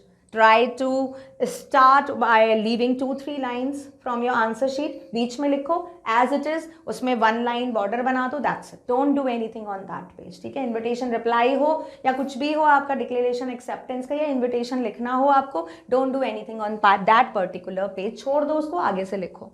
और नीचे हमने लिख दिया योर्स लविंगली एंड रवि. ठीक है, यहाँ पर पहले डेट क्या लिखा, फॉर्मेट हमने पहले एड्रेस लिखा जिसको भेजना है, date, then salutation, then body part आ गया और आपका नाम आ गया. रिप्लाई कैसे देना है भाई, गुलमोहर रोड दिल्ली, सेंडर्स एड्रेस आप जिसको भेज रहे हो. कौन दे रहा है रिप्लाई, संतोष दे रहा है. संतोष को उसने बुलाया है ना, तो संतोष ने अब रवि का एड्रेस लिखा है. 5th April 2022, Dear Ravi, I'm thankful to you for inviting me to attend your birthday celebration on 10th April 8 p.m. at Hotel President Jalandhar. ठीक है, as it is same line है, बिल्कुल सेम लाइन, और ये line आपके वहाँ पे भी होगी, क्वेश्चन में भी होगी. तो एज इट इज हमने लिखा है, आई शेल डेफिनेटली कम, यहाँ पे ई आ जाएगा. ठीक है, प्लीज इग्नोर दिस थिंग, मैं यहाँ पे ई बना देती हूँ, कम, COME कम है यहाँ पे, नो ये नहीं दिख रहा है, मैं ब्लैक से ही बना देती हूँ, COME come. And take part in your, I shall definitely come and take part in your birthday celebration, meet you soon. ये क्या है, एक्सेप्टेंस है. अगर आपको नहीं आना है तो I regret my inability to express my inability to attend the party due to prior engagement. Simple. ठीक है, ज़्यादातर कॉज नहीं बताया जाता है उसमें, बस यही बताया जाता है कि you are not able to attend. तो आपको कॉज लिखना है, बस यही कॉज लिख देना. ठीक है, कोई भी प्रॉब्लम नहीं होगी किसी भी तरह की. Yours lovingly Santosh. I hope it is well understood. आगे चलते हैं, आगे देखते हैं जो लॉन्ग राइटिंग पार्ट होते हैं. शॉर्ट राइटिंग पार्ट हमने देख लिया, इन्विटेशन कार्ड फॉर्म में, लेटर फॉर्म में, फॉर्मल, इनफॉर्मल सब देख लिया. अब हम देखते हैं long composition for job application format. क्या है ये, क्या पढ़ रहे हैं हम, फॉर्मेट. क्या कर रहे हैं, फॉर्मेट. अभी आप क्या कर रहे हो, देख रहे हो. आप कैसे करोगे, लिख कर याद करोगे. Please remember that. सबसे पहले क्या आता है, सेंडर्स एड्रेस, यहाँ पे एग्जाम्पल के साथ दिया है. सेंडर्स एड्रेस आ गया आपका, डेट आ गई, फिर जिसको भेज रहे हो उसका एड्रेस आ गया, सब्जेक्ट आ गया, सैल्यूटेशन आ गया, body of the letter, paragraph 1, 2, 3 आ गया, कॉम्प्लीमेंट्री क्लोज आ गया. ये एड्रेस हो गया आपका, ये डेट हो गई, ये आपका रिसीवर्स का address, subject application for the post of chef. Job application आएगा तो यही होगा सब्जेक्ट आपका, application for the post of job. Sir, don't write respected, dear और कुछ नहीं लिखना है, सिर्फ सर, और स्लैश लगा के मैडम लिख सकते हो ज़्यादा से ज़्यादा. This is with the reference. पहले पैराग्राफ में क्या करोगे आप, पर्पस देखोगे कि भाई क्यों लिख रहे हो आप. This is with the reference of the advertisement published in the esteemed daily the Hindu. ठीक है, द हिंदू कैपिटल लेटर में आएगा, first letter of each word, on March 28, 22. This is the right way of writing the date. Please remind that. आप ऐसे मत सोचना कि बीच में कोई पढ़ता नहीं है, सब पढ़ते हैं. तो यहाँ से हमेशा पहले मंथ लिखो, डेट लिखो, कॉमा लगाकर फिर ईयर लिखो. I intend to apply for the post chef in your organisation. Please make it as short and precise as you can. यहाँ पे देखो फर्स्ट पैराग्राफ में फालतू की चीजें नहीं लिखी हैं. पहले में लिखा भाई कहाँ से मिला और उसने लिखा कि हाँ मैं इंटरेस्टेड हूँ, दैट्स इट. दूसरे पैराग्राफ में काइंडली फाइंड द इनक्लोज्ड, जो आपके इनक्लोजेज हैं, जो भी आपने चीज रखी हुई है. क्या रखा है भाई, biodata for the set purpose. I assure you that I shall work with full dedication and sincerity. यहाँ पे आपने अपनी फ्यूचर डेडिकेशन पॉसिबिलिटी बता दी कि मैं बहुत अच्छे से काम करूंगा. तो ये जरूरी चीजें ही लिखना है. तो पैराग्राफ 2 में आ गया. देन पैराग्राफ नंबर 3 में an anticipation of an early reply, यानी कि you are waiting for the positive reply from that company. ठीक है, और आपने लास्ट में क्या लिखा, yours truly. Please don't make this apostrophe, stop doing this. Yours को यूं ही लिखना है, आप बना लो अपनी आदत, ये ही लिखना है ऐसे. अगर आपने ऐसे लिखा सबसे पहले वो यही देखते हैं, मतलब examiner I do to check the answer sheet ना, तो लेटर मैं बाद में पढ़ती हूँ, सबसे पहले देखती हूँ भाई कॉम्प्लीमेंट्री क्लोज कैसे लिखा है, उससे पता चल जाता है हाँ इसको नॉलेज है। Please stop making, don't make the apostrophe here, yours and then truly में आपका टी स्मॉल आएगा and then TRU, don't write E. बहुत मिस्टेक करते हैं, ऐसे लिख देते TRUELY, दिस इज रॉन्ग, यहाँ पे ई नहीं आता है, ठीक है, यहाँ पे ई नहीं लिखेंगे। तो ये हो गया हमारा, क्या हुआ सबसे पहले एप्लीकेशन, अब बायोडेटा। देखो एक पेज का जो आपने लिखा था ये एक पेज में आ सकता है, आराम से आएगा एक पेज में, नो प्रॉब्लम। अगर आपका एक पेज से थोड़ा सा ज़्यादा हो गया है, नो प्रॉब्लम, कोई प्रॉब्लम की बात नहीं, वहीं से उसी पेज से बायोडेटा आप शुरू कर सकते हो, ठीक है, 1 या 2 लाइन छोड़ के, देन यू कैन स्टार्ट। क्या लिखना है सबसे पहले, फॉर्मेट फॉर्मेट फॉर्मेट फॉर्मेट, क्या लिखना है भैया, फॉर्मेट याद रखो, पॉइंट्स लगा लो, no problem. Number 1 name, number 2 father's name, number 3 date, number 4 address, number 5 आपका contact address and phone number, अगर दूसरा है एड्रेस कहीं आप और रह रहे हो, कॉन्टैक्ट कहीं और करना है तो, देन ईमेल आईडी, अगर नहीं लिखना है तो you can avoid, don't worry, ठीक है, दोनों लिखने की जरूरत नहीं है, आप एक लिख सकते हो। Then nationality and marital status, उसके बाद आपका आता है मेन चीज, लिस्ट फॉर्म में लिखो, it will definitely create an impression on the examiner. ऐसे कहीं भी आप छोटे से स्कूल में भी जाते हो ना, अगर वो फिल करने की देते हो तो ऐसे लिस्ट फॉर्म में होता है, तो that's why 30 minutes are given to you. ये लॉन्ग राइटिंग पार्ट है भाई 5 मार्क्स का, तो ये प्रिसाइज फॉर्म में होना चाहिए। Please write all these details in the form of this table, try to write, ठीक है। नेम ऑफ द एग्जामिनेशन, फटाफट से टेबल बनाओ, लाइंस होती हैं, लाइंस होती हैं, वहां पे लाइन नहीं बना पा रहे हो कोई बात नहीं, आपने ये ब्लॉक बनाया 1 2 3 4 लाइनें बनाई, ये लाइंस बनाने की जरूरत नहीं है, they are already there in your answer sheet, ठीक है, ये चीज आपको करनी है, ज्यादा टाइम नहीं लगेगा, बट इससे बहुत अच्छा आपका जो लुक है ना, presentation of the writing part बहुत अच्छा हो जाएगा। 2 लाइन छोड़ो आप हेडिंग के लिए, name of the examination, board, university, name of the institution, year of passing and percentage, that's it. कितने हुए, 1 2 3 4 5, यहाँ पे भी लिख देती हूँ भाई, ऐसे लिख देती हूँ, आपको ऐसे याद हो जाएगा, ABCDE, यहाँ पे हमारा ई तक आया। यहाँ हम कहाँ तक पहुंचे हैं, नंबर 8 तक पहुंचे हैं, आप यहाँ पे स्किप कर सकते हो 1, then 9 work experience, number 10 language known, number 11 references अगर कोई है, नंबर 12 declaration, then number 13 date, number 14 place and number 15 your sign. 15 आपके हैं इसमें पॉइंट्स, ये लिखेंगे और लिख के आएंगे, हम इसमें से स्किप नहीं करेंगे, क्यों, because we want full marks from the examiner, okay. I hope it is understood well. Now अब हाँ, आपको वो जब फिल करना है तो अभी इसके लिए ना थोड़ा ध्यान रखना, देख लेना, ऐसा नहीं हो कि भाई ये जो आपने एग्जामिनेशन 10th का जो है वो 12th से पहले लिख दिया, 12th के बाद लिख दिया, या बोर्ड के जो आपने ग्रेजुएशन किया उसकी डेट 12th के पहले आ रही है, ऐसा ये सब चीज़ स्टुपिडिटी थोड़ा सा ध्यान रखेंगे, क्योंकि एग्जामिनर ये भी पढ़ते हैं। तो आप बना लो कोई रफ जो है वो रट लो, क्योंकि ये नहीं आते हैं कि भाई ये इस ईयर में ये पास किया तो इतने परसेंटेज से, ये क्वेश्चन में नहीं आएगा, this you have to write at your own. तो आप कोई भी अच्छे से लर्न कर लो, उसी की ही प्रैक्टिस करो बार बार, ठीक है, वही लिखो, चेंज मत करो, आपको याद रहेगा। अब देखते हैं report writing, next long writing part. A report is a factual description of an event, incident happened or a program conducted. It is a systematic and well organized presentation of the facts and finding. यही तो चाहिए भाई, ये systematic and well organized होती है, तभी तो इसको बहुत अच्छे से लिखना चाहिए, प्रेजेंट भी बहुत अच्छे से करना चाहिए। That's why I am telling you, please opt it at the first place, सबसे पहले करेंगे। फॉर्मेट देखो इसका, हेडलाइन या टाइटल लिखते हैं पैसे, कैसा होना चाहिए, catchy and brief, byline मतलब sub line, a subheading, name rank position of the person writing the report, वो हो सकता है। ओपनिंग पैराग्राफ में होता है brief mention what happened, where, how and the most prominent consequences, result क्या हुए, इफेक्ट क्या हुए, डे लिखना है, डेट लिखना है, टाइम लिखना है और प्लेस लिखना है ओपनिंग पैराग्राफ में। नेक्स्ट पैराग्राफ में डिटेल दोगे आप ऑफ इवेंट बिगिन रिपोर्टेड, ठीक है, इवेंट बीइंग रिपोर्टेड यहाँ पे हुई है। For events mention chief guest, यहाँ पे जो भी है, अगर कोई इवेंट के बारे में लिख रहे हो तो चीफ गेस्ट लिखो। Explain the programme agenda 1 by 1, क्या क्या हुआ, परफॉर्मेंस क्या क्या हुई वो लिखो। फॉर एक्सीडेंट, अगर एक्सीडेंट के लिए रिपोर्ट लिख रहे हो, लॉस ऑफ द लाइफ, कितने लोग मरे या प्रॉपर्टी का क्या लॉस हुआ, क्या कॉज था एक्सीडेंट का, पुलिस ने क्या एक्शन दिया, रेस्क्यू ऑपरेशंस कैसे हुए, कंपनसेशन की बात क्या हुई, हुई bye the side of government, ये सारी चीज़ें सेकेंड पैराग्राफ में आएंगी। देन थर्ड पैराग्राफ जो आता है सेकेंड थर्ड, या अगर ये बड़ा हो जाता है भाई, एक्सीडेंट की हो जाती है बड़ी, अगर ये स्ट्रेच हो जाता है तो सेकेंड और थर्ड पैराग्राफ कंसीडर करते हैं। क्यों भाई, रिपोर्ट एक बड़ी मैंने बोला ना प्रिसाइज है, more than one of the page can be covered, इसमें तो आप लिख सकते हो 2-3 पैराग्राफ हो जाते हैं, क्योंकि कंक्लूजन हमारा एक लाइन का है, उसको रिगार्ड नहीं करोगे पैराग्राफ में, then it will not be any big reason. Conclusion में a remark on what impact of the program had on the incident, क्या चीज है, यहाँ पे आप अपना पर्सनल व्यू लिख सकते हो to avoid the future accident in that case, अगर आप एक्सीडेंटल रिपोर्ट बना रहे हो। 24 किल्टन रोड एक्सीडेंट, ये रही आपकी एक एग्जाम्पल।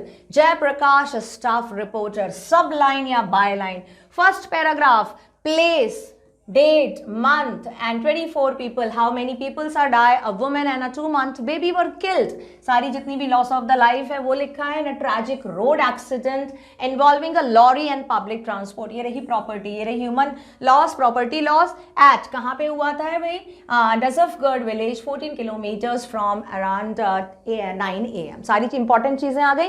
अब हम लिखते हैं मेन चीजें बॉडी में। accident took place when lorry was trying to overtake a bus heading towards Guwahati, actually क्या हुआ था, स्टार्टिंग से करोगे, इंसिडेंट है ना, एक छोटा सा प्रोसेस है, तो स्टार्ट कैसे हुआ, फिर क्या हुआ, फिर क्या हुआ, वो सीक्वेंस में लिखेंगे। The lorry driver was driving at high speed, बहुत हाई स्पीड पे चला रहा था, lost its control in a bit to save the collision with the car, he hit a bus in which 12 passengers were travelling. Accident कैसे हुआ है वो बता रहे हैं हम यहाँ पे, क्या हुआ फिर कैसे हुआ। 3 people including a school going boy died on the spot, 9 passengers severely injured। उसका इम्पैक्ट क्या हुआ, इतने जो ये हमने क्या लिखा, इम्पैक्ट लिखा लास्ट लाइन में कि इतने सीवियर एक्सीडेंट का क्या इम्पैक्ट हुआ। अभी देखो सेकेंड लाइन जो पैराग्राफ था हो गया। थर्ड पैराग्राफ में भी सेम चीज है, क्योंकि एक्सीडेंट के बारे में रिपोर्ट बहुत बड़ी होती है, आपको लिखनी है बड़ी report. Now the accident cause traffic jam, क्या क्या हुआ भाई इसका इम्पैक्ट, ट्रैफिक जैम हो गया, within minutes a large number of the people gathered at the side, बहुत सारे लोग आ गए। Meantime the lorry driver manage to escape, भाग गया जो ड्राइवर था। Police called in ambulance when arrived, किसने, पुलिस आ गई, ambulance when arrived. Injured were rush towards the government hospitals, police source told they seize the lorry and file a case against the owner and the driver of the lorry. ये important चीजें हैं accidental के लिए, ठीक है, तो आपको आपने प्रैक्टिस तो किया होगा, you can write. Police officers control the situation and removed people from the street and they are on the manhunt. क्या हुआ लास्ट में, क्या हुआ भाई, पुलिस ने कंट्रोल कर लिया था सिचुएशन को, जो लोग वहां खड़े थे वो चले गए, and now they are on a manhunt. Manhunt is called to hunt और टू सर्च द ड्राइवर। ये हमारा क्या था, रिपोर्ट राइटिंग, जिसमें टाइटल के बाद जिसने रिपोर्ट कवर किया है वो आया, फिर सिर्फ पैराग्राफ, नीचे दोबारा नाम नहीं लिखना है, याद रखेंगे। चलो अब आते हैं हमारा थोड़ा सा लिटरेचर देख लेते हैं। लिटरेचर में आपका सबसे पहले फ्लेमिंगो से आपका चैप्टर आ रहा है द लैट ट्रैप। किसने लिखा है, by Selma Lagerlof. Title justification, characters, theme, guest, थोड़ा सा मैसेज ये देख लेते हैं। टाइटल जस्टिफिकेशन क्या है भाई, टाइटल इसका सही क्यों है। Vagabond protagonist, thief, crofter kind and widower, एडला hospitable and modest, iron master, cautious and unkind. Title apt as a story revolves around the incident of a man getting trapped due to his greed। ये रहा title justification, ये रहा character, यहाँ पे थोड़ा सा वो हो गया है, ठीक है, ये याद रखने। कौन कौन कैरेक्टर है, वेगाबॉन्ड है, प्रोटैगनिस्ट मतलब मेन कैरेक्टर, ठीक है, हीरो बोलते हैं इसको, प्रोटैगनिस्ट ये नाम होता है। कौन है भाई, एक थीफ है जो क्रॉफ्टर, और प्रोटैगनिस्ट ये भाई ऐसे हैं, वेगाबॉन्ड है, कौन है, प्रोटैगनिस्ट है, मेन कैरेक्टर है वो जो थीफ है। क्रॉफ्टर है इसमें, फिर एक विडोअर है, एंड एडला हॉस्पिटेबल, उसकी फैमिली नहीं थी ना क्रॉफ्टर की जिसके घर में वो रुका था। Then Edla very hospitable means she is very kind to entertain the guest, वो, और मॉडेस्ट बहुत सिंसियर, बहुत जनरस एंड काइंड है, सॉफ्ट स्पोकन है। Iron master her father, cautious and unkind, ठीक है, वो अनकाइंड है, कॉशियस है, थोड़ा केयरफुल रहते हैं। एंड ये था हमारा टाइटल जस्टिफिकेशन कि क्या भाई टाइटल ठीक है ना, हाँ भाई ठीक है, क्यों, it's revolve around the incident of a man getting trapped due to his greed. कैसे ही एक आदमी जो फिलॉसफी बताता है पूरे वर्ल्ड के बारे में, वो अपनी ही फिलॉसफी में खुद फंस जाता है। अभी थीम देखते हैं, human needs for companionship and shows negative effects of the loneliness. ये इसकी थीम है कि भाई कंपेनियनशिप चाहिए, friendship shows negative effect of the loneliness. अगर आप अकेले होते हो, किसी के साथ कोई शेयर करने वाला नहीं है, तो obviously whatever you are just going through in your mind, आप जो सोचते हो उसी के अकॉर्डिंग आप सारी चीज़ें निकालोगे, वैसा ही आप सोचोगे। तो ये सब सेम दिखाया गया है। But when he comes in the company of Edla Willmansson, तो उसका जो लाइफ को देखने का पॉइंट ऑफ व्यू है वो चेंज हो जाता है। गिस्ट देखते हैं, छोटा सा गिस्ट का मतलब थोड़ी सी एसेंस या समरी देख लेते हैं। The central character is a bagger. Central character जो हमारा पेडलर है वो इट्स अ बैगर एंड पेटी थीफर, थोड़ा छोटा मोटा चोर है। He realises that the whole world is nothing but a big rat trap. उसके अकॉर्डिंग ये पूरा वर्ल्ड कैसा है, बिग रैट ट्रैप है। The bat of the 3 10 kroner bills, bat of 3 10 kroner bills and mistaken identity. Later compassion of the Adler refines his way. देखो यहाँ पे मैं क्या कर रही हूँ, अगर आपको इस तरह से देखे तो मैंने कीवर्ड्स को अंडरलाइन किया है। पूरी इन्फॉर्मेशन मतलब ये तो छोटा पैराग्राफ था, मैंने पढ़ ली। पूरी इन्फॉर्मेशन आपको पैसेज में पढ़ने की जरूरत नहीं है, पूरा कीवर्ड जो भी है मेन वो आप करो। क्या होता है वहाँ पे, mistaken identity by Edla Willmansson's father, okay, and he brought him at home, but after knowing his misidentity, then he started shouting on him that Adla बोलती है कि we have invited him, तो हमको उसको गेस्ट की तरह treat करना, एक ही दिन की तो बात है। तो यहाँ पर क्या देखते हैं हम, एडला का कंपैशन देखते हैं, काइंडनेस देखते हैं, और जो रिफाइन कर देता है, means the view of change, just looking towards the word of peddler has totally change just because of the company of Edla. ये छोटा सा हमारा एसेंस था। मैसेज क्या है इसके थ्रू, सारी हर पोइम का, हर प्रोज का कुछ ना कुछ मैसेज होता है। That's why they all have been put in your syllabus.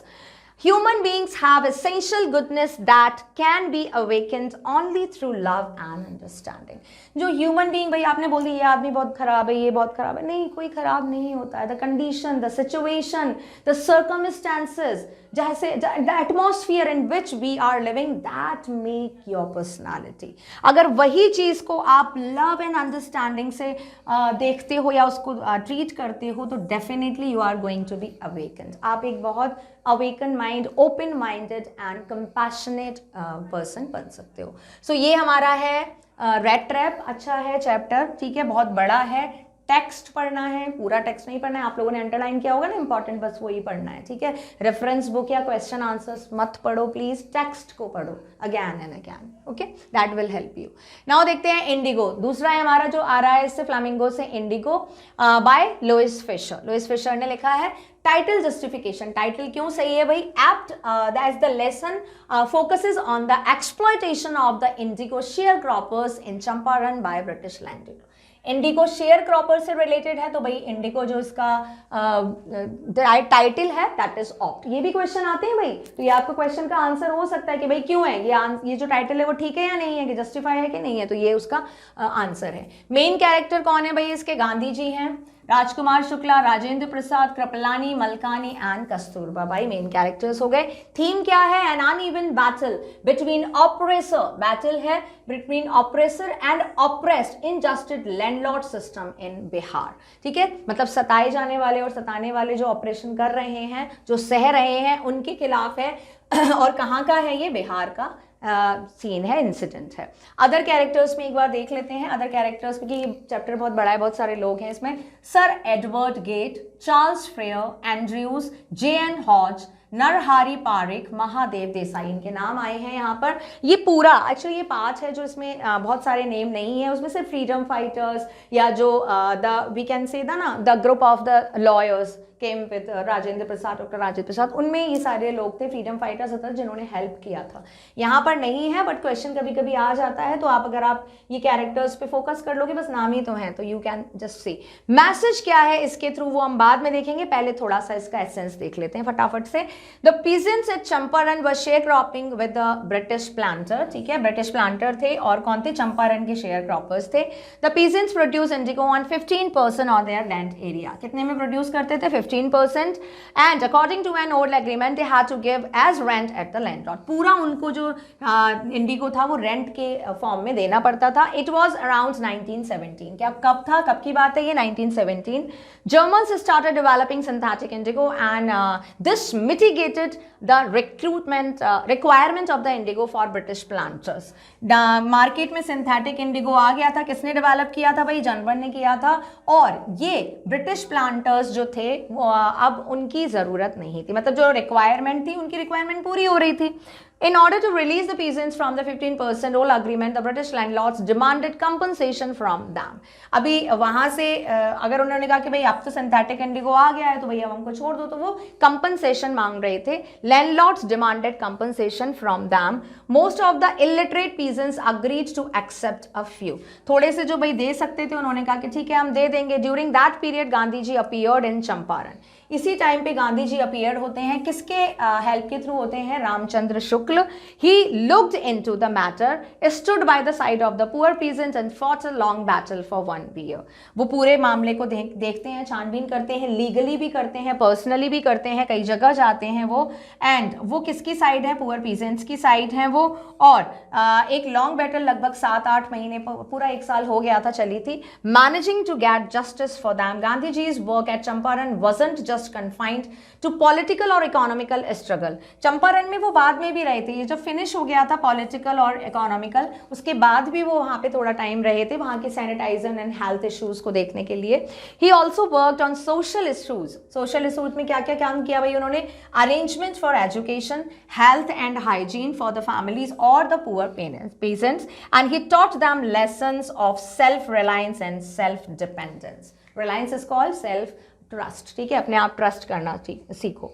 तो जो बाद में भाई जो release to peasant from the 15% British landlords, जो जितने भी लैंडलॉर्ड्स थे उनको जो कंपनसेशन मिला था, उसके बाद उन्होंने कहा कि भाई 50%, लेकिन 25% में फिर बाद में राजी हो गए थे. तो 25% पीजेंट्स को वापस कर दिया गया था. ठीक है, पीजेंट्स का जो शेयर था 25% उन्होंने वापस कर दिया. और जो लैंडलॉर्ड की मीन्स प्रेस्टीज वगैरह थी वो कम हो गई. तो गांधी जी बाद में राजी हो गए थे, बार्गेन हुआ था थोड़ा, काफ़ी मीटिंग हुई थी उनकी. Means the series of the meeting, the series of the confront, he was there confronted with the British officers. उसके बाद ये हो गया था. अब हम मैसेज देखते हैं. इससे मैसेज क्या मिला था? Patience, perseverance and determination helps one two overcome all the odds. Patience रखना है भाई. कितना टाइम लगा उनको? लगभग 1 साल लगा.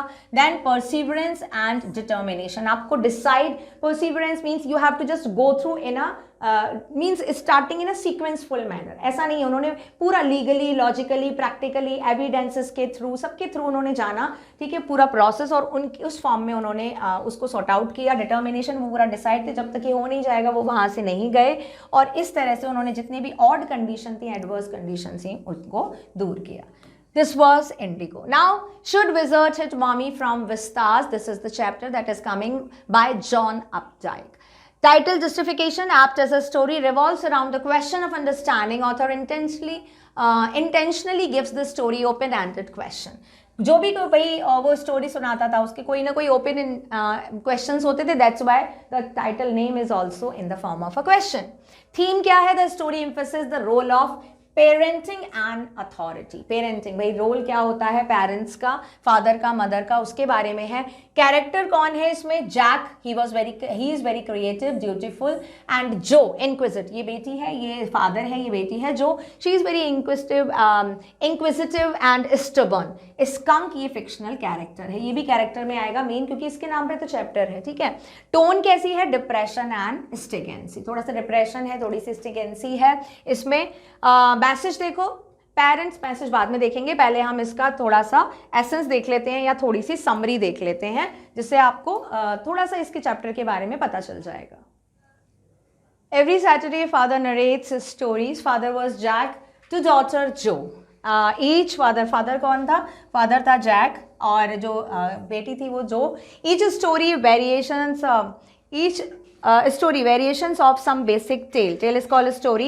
Rosa creature goes to a problem to wizard and resolve the problem. ठीक है, दूसरे में हमारे आ जाते हैं एक रोजर है कैरेक्टर एंड देन एक विजर्ड है जादूगर, रिजॉल्व द प्रॉब्लम, वो प्रॉब्लम के पास साथ जाता है और जादूगर उसकी प्रॉब्लम सॉल्व कर देता है। That particular day Roger Skunk with which smells foul goes to wizard and resolves. ये जो स्टोरी है वो किसके बारे में, क्या प्रॉब्लम है कि भाई जो रोजर स्कंक है he is smelling stinking, he is not smelling means he is literally stinking, बहुत गंदी सी स्मेल आ रही है। तो ये जो प्रॉब्लम है विजर्ड रिजॉल्व कर देता है। Mother skunk hits wizard and gets back foul smell. Mother के स्कंक है भाई, why should wizard hit mommy, mommy ने विजर्ड को मारा है तो क्या विजर्ड को भी मारना जाना चाहिए, जो के अकॉर्डिंग भाई wizard should also hit mommy, mommy ने उसको मारा था ना अम्ब्रेला से विजर्ड को, तो जो को अच्छा नहीं लगा तो उसने कहा कि भाई विजर्ड को भी उसको मारा जाना चाहिए। Why, because she just wanted to get back the foul smell. उसके अकॉर्डिंग रोजर की जो स्मेल है वो उसकी ऑथेंटिक स्मेल है, उसका पार्ट है आइडेंटिटी का, and that's why she to get back, उसको वापस चाहिए, and that's why she hit on the head with the umbrella। उसके अकॉर्डिंग, जो के according should wizard hit mommy, the writer is asking a question। open-ended story means according to you what can be the we can say na the end of the story, so that can be differentiate। message क्या है इसके through, parent know what is best for their children because parents love their children। उनको पता है भाई जो के according, उसने कहा कि भाई जो क्यों नहीं मारा, तो पेरेंट्स बताएंगे ना। द रियलिटी इज दिस कि वट एवर इज डन, तो हर बार में मीन्स बच्चों की तरह जो बच्चे वो जो चाहती थी कि भाई उसको भी उसको मारना चाहिए था, and the sweet smell shouldn't be just go away, तो उसने बताया कि no everything is not there, everything is not means happy ending and in a positive manner और according to the choice as we are doing. सब कुछ जो है वो सिखाना चाहिए। कौन सिखाता है, पेरेंट्स बच्चों को negativity as well as the positivity. Negativity is called the environment, how to adjust in that environment. Next देखते हैं on the face of it, second chapter that is written by Susan Hill. इसका जो सबसे पहले देखते हैं title, apps it's not the problem but the way we look at the problem that matters. On the face of it, ये problem नहीं है, ये हमारा वे है, means in which way you are looking at the problem. आपके लिए वो problem है बट किसी और के लिए वो प्रॉब्लम नहीं है, वही इस चैप्टर में बताया गया है। तो so the title is apt. Now different यहां पर हम देखते हैं characters. The play gives insight into how appearances are deceptive and how physically disabled suffer from loneliness and mental pain। अच्छा, यहाँ पे एक चीज़ रह गई थी, जो टोन है इसकी डिप्रेशन एंड इस तरह से यू कैन से ना मोनोटोनियस, मोनोटोनियस या आप बोल सकते हो एक जैसा, मीन्स कोई भी इसमें चेंजेस नहीं है, डिफरेंस नहीं है, एक जैसा जो चलने वाला है वही वो स्टोरी वो उसको सुनाते थे। द प्ले, अभी ये वाला जो हमारा प्ले फॉर्म में है, ठीक है, ये gives insight into the whole appearance, एक इंसाइट देता है, मीन्स किस तरह से आप चीज़ों को देखते हो। They are deceptive, they are fake as we are looking, they are the outer part temporary होता है। And how physically disabled suffer from the loneliness and mental pain, जितने भी फिजिकल लोग होते हैं उनको एक्चुअली में क्या पेन होता है, वो किस मेंटल ट्रॉमा से गुजरते हैं, वो इसमें बताया गया है। Differentially able must be accepted by individual and society, this is the message that is given. ये क्या है, ये मैसेज है इसका जो दिया गया है, ये मैसेज है और ये इसकी थीम है। ये हो गई हमारी थीम। कैरेक्टर्स देखो यहाँ पे, कैरेक्टर्स कैसे हैं इसके, ये टाइटल है। कैरेक्टर्स, लैम्ब है जो optimistic, open minded, inspiring, dairy है दूसरा जो पेसिमिस्टिक, सेंसिटिव है, फ्रस्ट्रेटेड है और विदड्रॉन है। तो दो हमारे मेन कैरेक्टर्स हैं। गिस्ट, थोड़ा सा स्टोरी देखो। Essence, to physically impaired people, Mr Lamb दोनों फिजिकली इम्पेयर्ड हैं विद अ टिन लैग, उनका क्या है भाई, उनका टिन लैग है। एंड डेरी है दूसरा, डेरी का क्या है, burned face, he is having a burned face, strike a bond of friendship, दोनों लोगों में फ्रेंडशिप हो जाती है। Lamb motivates him to think positively, Derry just think very negatively because of the burned face कि everybody is regarded him as a very dangerous and very hatred thing. तो यहाँ पे जब वो लैम्ब से मिलता है, Lamb's fill him with the positivity out of the about the life, के लाइफ में और भी बहुत सारी चीजें हैं देखने के लिए। Changes his mindset about the people and thing, उसका जो माइंड सेट है to look towards the people, how you are taking their adverse comment, वो चेंज कर देते हैं मिस्टर लैम्ब की जो कंपनी। एक बार ही मिलता है, बस एक मीटिंग होती है, उस मीटिंग के बाद तो जो मिस्टर लैम्ब है दैट इज गोइंग अवे, वो चले जाते हैं। तो ये हमारा हुआ on the face of it. ये भी चैप्टर बहुत बड़ा है, just go through the text पढ़ना है हमको पूरा। नेक्स्ट देखते हैं हमारा क्या है, advanced rise and O level by Colin Dexter. Title देखो, the term O level in the story refers to the basic test. O level क्यों है भाई, एक तरह का टेस्ट है. This examination is an center of the Ivan's successful escape. Examination के we can say ना, just with the excuse of examination, again Ivan's is the main character, वो बचना चाहता है. It is the guise of taking the O level exam German that Ivan's plans and executes his escape successfully. Guise है मतलब इसके form में, इसको वेश बदल के O level एग्जामिनेशन के फॉर्म में वो सक्सेसफुली एस्केप हो जाता है fourth time from the jail. इसकी थीम क्या है, the conflict between the criminal and the law imposing authorities. Conflict मतलब हमेशा लड़ाई का एक वो रहता है. मतलब क्या है भाई, one is the guarder, we can say ना, द टेक केयर और the guardian of the law and rules जितने भी, और दूसरे क्या है, क्रिमिनल. तो उन दोनों में कभी समानता हो ही नहीं सकती. They can never be exceed at one point. Characters देखो, इसके कैरेक्टर्स बहुत इंपॉर्टेंट है, बहुत सारे कैरेक्टर हैं, बहुत वी कैन से ना, द ऑफिशियल नेम है ना, तो वो ध्यान रखेंगे. The secretary of the examination board, then the governor of HM prison Oxford, James Roderick Evans the protagonist is called the main hero or main character. Mr. Stephens a prison officer, Mr. Jackson a prison officer, then Stuart McLary an invigilator person जो exam लेते हैं, and Mr. Carter and Mr. Bell. ये सारे characters हैं. Summary देखो थोड़ी सी, Evan tries in O level, it's a very lengthy chapter, ठीक है, आप मेन पॉइंट टेक्स्ट के जरूर पढ़ना. The story Evan tries in O level written by Colin Dexter is an interesting story depicting how the prisoner called James Evans befooled all the officers of the prison and managed to escape under a well laid out plan. सबको police बना देता है, ठीक है, और वो भाग जाता है अपने प्लान में. Despite the best efforts of the prison authorities, Evans is able to escape. बहुत एक्स्ट्रा जो सिक्योरिटी मेजर्स लिए जाते हैं, over extra in so many officers, even the director we can say, ठीक है, जो गवर्नर होता है वहाँ का प्रिजन का, he himself is taking the personal interest throughout the story or throughout the incident, but even then Evans managed to escape by befooling all the officers from the jail. So this was Evans Tries and O level. अब हम देखते हैं दो poem जो हमारी बची हैं. Flamingo से a thing of beauty, that is coming by John Keats. Title justification, the poem reflects the poets attitude towards the beauty. भाई पोइट ब्यूटी की तरफ कैसे देखता है, वो एक रिफ्लेक्शन बताया गया है. इसमें देखो सबसे पहले ये थीम देखते हैं, beauty is heavenly tonic which gives us mental peace and removes the sadness. इसको टॉनिक बताया भाई, एक मेडिसिन है जो हमको मेंटल पीस देती है, हमारी सैडनेस को रिमूव कर देती है. Thing of a beauty is joy forever. It's a famous quote from this poem written by Mr John Keats. इसका देखो पोएटिक डिवाइसेस में, आपके पोइम में poetic devices are very important, ठीक है, तो उसको थॉरली जहाँ से भी आपने पढ़ा है उसको एक बार जरूर पढ़ना. मैं यहाँ पे बता देती हूँ फटाफट से थोड़ी सी जो है. सबसे पहले एलिटरेशन है, noble nature, some shape, repetition of the N N N S S. Then metaphor है, the poet has used the phrase wreathing a flowery band to show how beautiful things mind human. Wreathing flowers को किससे compare किया गया, the memories of the human जो हम बिनते हैं. Then inversion है, आर वी रेदरिंग. यहाँ पे इन्वर्जन है, मतलब आर वी रेदरिंग, आर से शुरू हुआ है, we wreathing, formation of the sentence change हो जाता है. इमेजरी, इमेज कौन कौन सी है, the poet has used the word that create a sensually. बहुत सारी इमेज है इसमें, बहुत सारी. Morning, then tree, then shapes of the beauty, flowers, sun, बहुत सारी इमेजेस हैं इसमें. Enjambment means no punctuation mark between the line. Sentence is being continued to the next line without a break, बहुत सारी हैं इसमें. Antithesis, trees old and young. Antithesis मतलब trees old and young. ये क्या हुआ, दोनों चीजें अपोजिट हो गई. ओल्ड का मतलब है जो बहुत बड़े हो गए हैं, यंग का मतलब है जो स्प्राउट हुए हैं, तो एंटीथेसिस. और भी बहुत सारी लिटरेरी डिवाइसेस है, जस्ट गो थ्रू दैट. ये मेन थी जो मैंने बता दी. टोन कैसी है, optimistic. Optimistic is called positive, that is giving the positive vibrance. Message क्या देते हैं वो हम बाद में पढ़ेंगे, पहले थोड़ा सा एसेंस देख लेते हैं. क्या है इस पोइम में, life for human consist of unremitting struggle, unremitting you can say unending struggles and difficulties, and it is only beauty in the various disguises produce happiness. अलग अलग रूप में ब्यूटी आती है जो हमें हमारी डिफिकल्टीज से दूर करती है.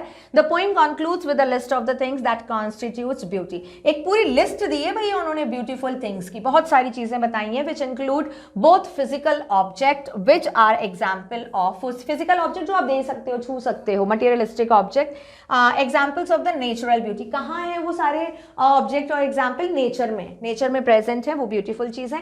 लाइक कुछ बताइए, daffodils flower, also the beauty that can found in the art such as the lovely tales we have heard.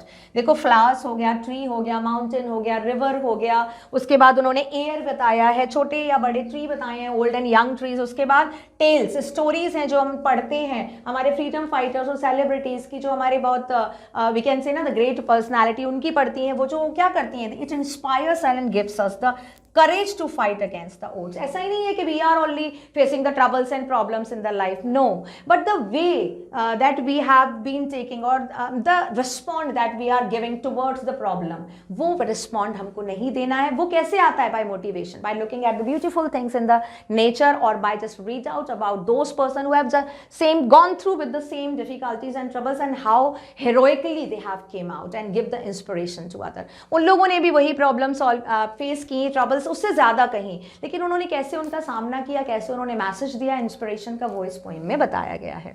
Message क्या है? Beautiful things is a source of eternal Joy, कभी खत्म नहीं होंगी। क्यों? क्योंकि वो नेचर में है, नेचर ऑलवेज बी देयर। अभी हम हैं, हमारे बाद जो भी आएंगे उनके लिए रहेगा, हमसे पहले थे उनके लिए भी था, it is eternal, so it is eternal beauty. Last देखते हैं, हमारी पोएम है आंट जेनिफर्स टाइगर।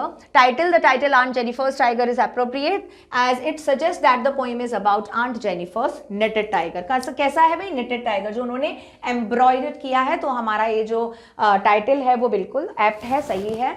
और ये लिखा है Aunt Jennifer by Adrienne Rich. Adrienne Rich इसके पोइट हैं।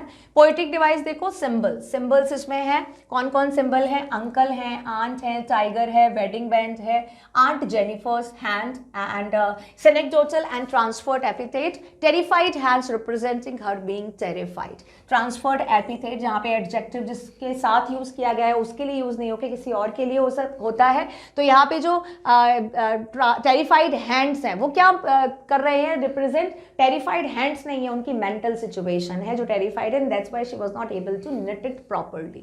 एंड यहाँ पे सिंबल है, जो अंकल है मेल सोसाइटी का सिंबल है, आंट है वो ऑप्रेस्ड का सिंबल है, टाइगर जो है वो एक तरह से वो यू कैन से ना the dominancy of the man power in the society, उसका सिंबल है। वेडिंग बैंड है आपकी रिस्पॉन्सिबिलिटीज, रिचुअल्स, जिससे आप all deals of the life, जिससे आप बाहर नहीं आ सकते हो, उसका सिंबल है। Pun मतलब two meanings of one word, ringed in her finger which sits heavily on her hand, difficulties which always surround her। ring का क्या मतलब है? यहाँ पर एक तो फिंगर जो रिंग है, ठीक है, अंगूठी हो गई, लेकिन उसका जो इनडायरेक्ट मीनिंग है, दूसरा मीनिंग है डिफिकल्टीज, मतलब there is no end. Ring का कोई एंड नहीं होता, तो ऐसी डिफिकल्टीज का भी कोई एंड नहीं है। यहाँ पे पन हो गया। आयरनी क्या है? Weak and submissive women weaving a picture of the tigers that are strong and fearless. एक वो कैसी आंट वीव है, और क्या बना रही है भाई? वो टाइगर का बना रही है जो फियरलेस होता है। तो ये आयरनी हुई कि नहीं हुई? एक वीक पर्सन एक फियरलेस पर्सन को एम्ब्रॉयडर्ड कर रहा है, तो here is this irony the poetic devices. और भी है poetic devices, just go through that, these are mains. Next देखते हैं हम इसकी टोन कैसी है भाई। The tone appears to be positive and cheerful when the poet describe the tiger, but tiger को बनाते हैं तब तो चीयरफुल हो जाती है, but become sad and dull when describing Aunt Jennifer. जब आंट जेनिफर को बताया जाता है तो बहुत डिप्रेस हो जाती है, सैड हो जाती है, मतलब दोनों तरह की टोन है, ठीक है। नेक्स्ट देखते हैं, हम थोड़ा सा देख लेते हैं इस पोइम में क्या है। The poem deals with the pathetic condition of a married woman. Aunt Jennifer is just we can say this an example that has been taken by Adrienne Rich because she was very much fond of writing about the women. बहुत सारा लिखती थी women के बारे में, वो उसमें से ये एक है। तो जस्ट आंट जेनिफर के थ्रू वो एक तरह से रिप्रेजेंट करना चाह रही हैं इनके थ्रू सारी वुमेन्स को, मैरिड वुमेन्स को, जो आफ्टर मैरिज ना they are clutched in the ordeals and with the pathetic condition and the responsibilities of the married life. Here यहाँ पे ऑल ओवर द वर्ल्ड, किसी एक जगह से नहीं, पूरी जगह पे, हमको नहीं पता है बट द सिचुएशन, लाइफ सबके लिए सेम होती है, the troubles are there for everyone, ठीक है। तो ये all over the world represent कर रही है कौन? Aunt Jennifer. Aunt Jennifer is a symbol of all married women who are suffering at the oppressive hand of the patriarchal society, a society that is dominated by the presence of man, and tiger is also come in the male society, तो उसके form में यहाँ पे male dominance को show किया गया है, ठीक है। With this we have here completed the strategies with the tip. I have shown you the blueprint as well, and quickly we have seen the complete syllabus surface revision. I hope this video is going to be helpful for you. Very best of luck for your upcoming examination. अच्छे से पढ़िए, जितनी भी चीज़ें revise करनी है वो पढ़िए, नई चीज़ कोई भी नहीं पढ़नी है. एग्जामिनेशन जो आंसर शीट है बहुत अच्छे से अटैम्प्ट करना है. उसका लुक जो छोड़ के आना है, मतलब अच्छा लगे, आपको भी देखने में अच्छा लगे, ऐसे करना है. Don't take any tension, okay. Don't wake up till very late at night, okay. Just have relaxation in your mind throughout the session. आप लोग अच्छे से पढ़े हो, everything is going to be positive and good, okay. With this, I am ending my video here. A very all the best to all of you again. Thank you.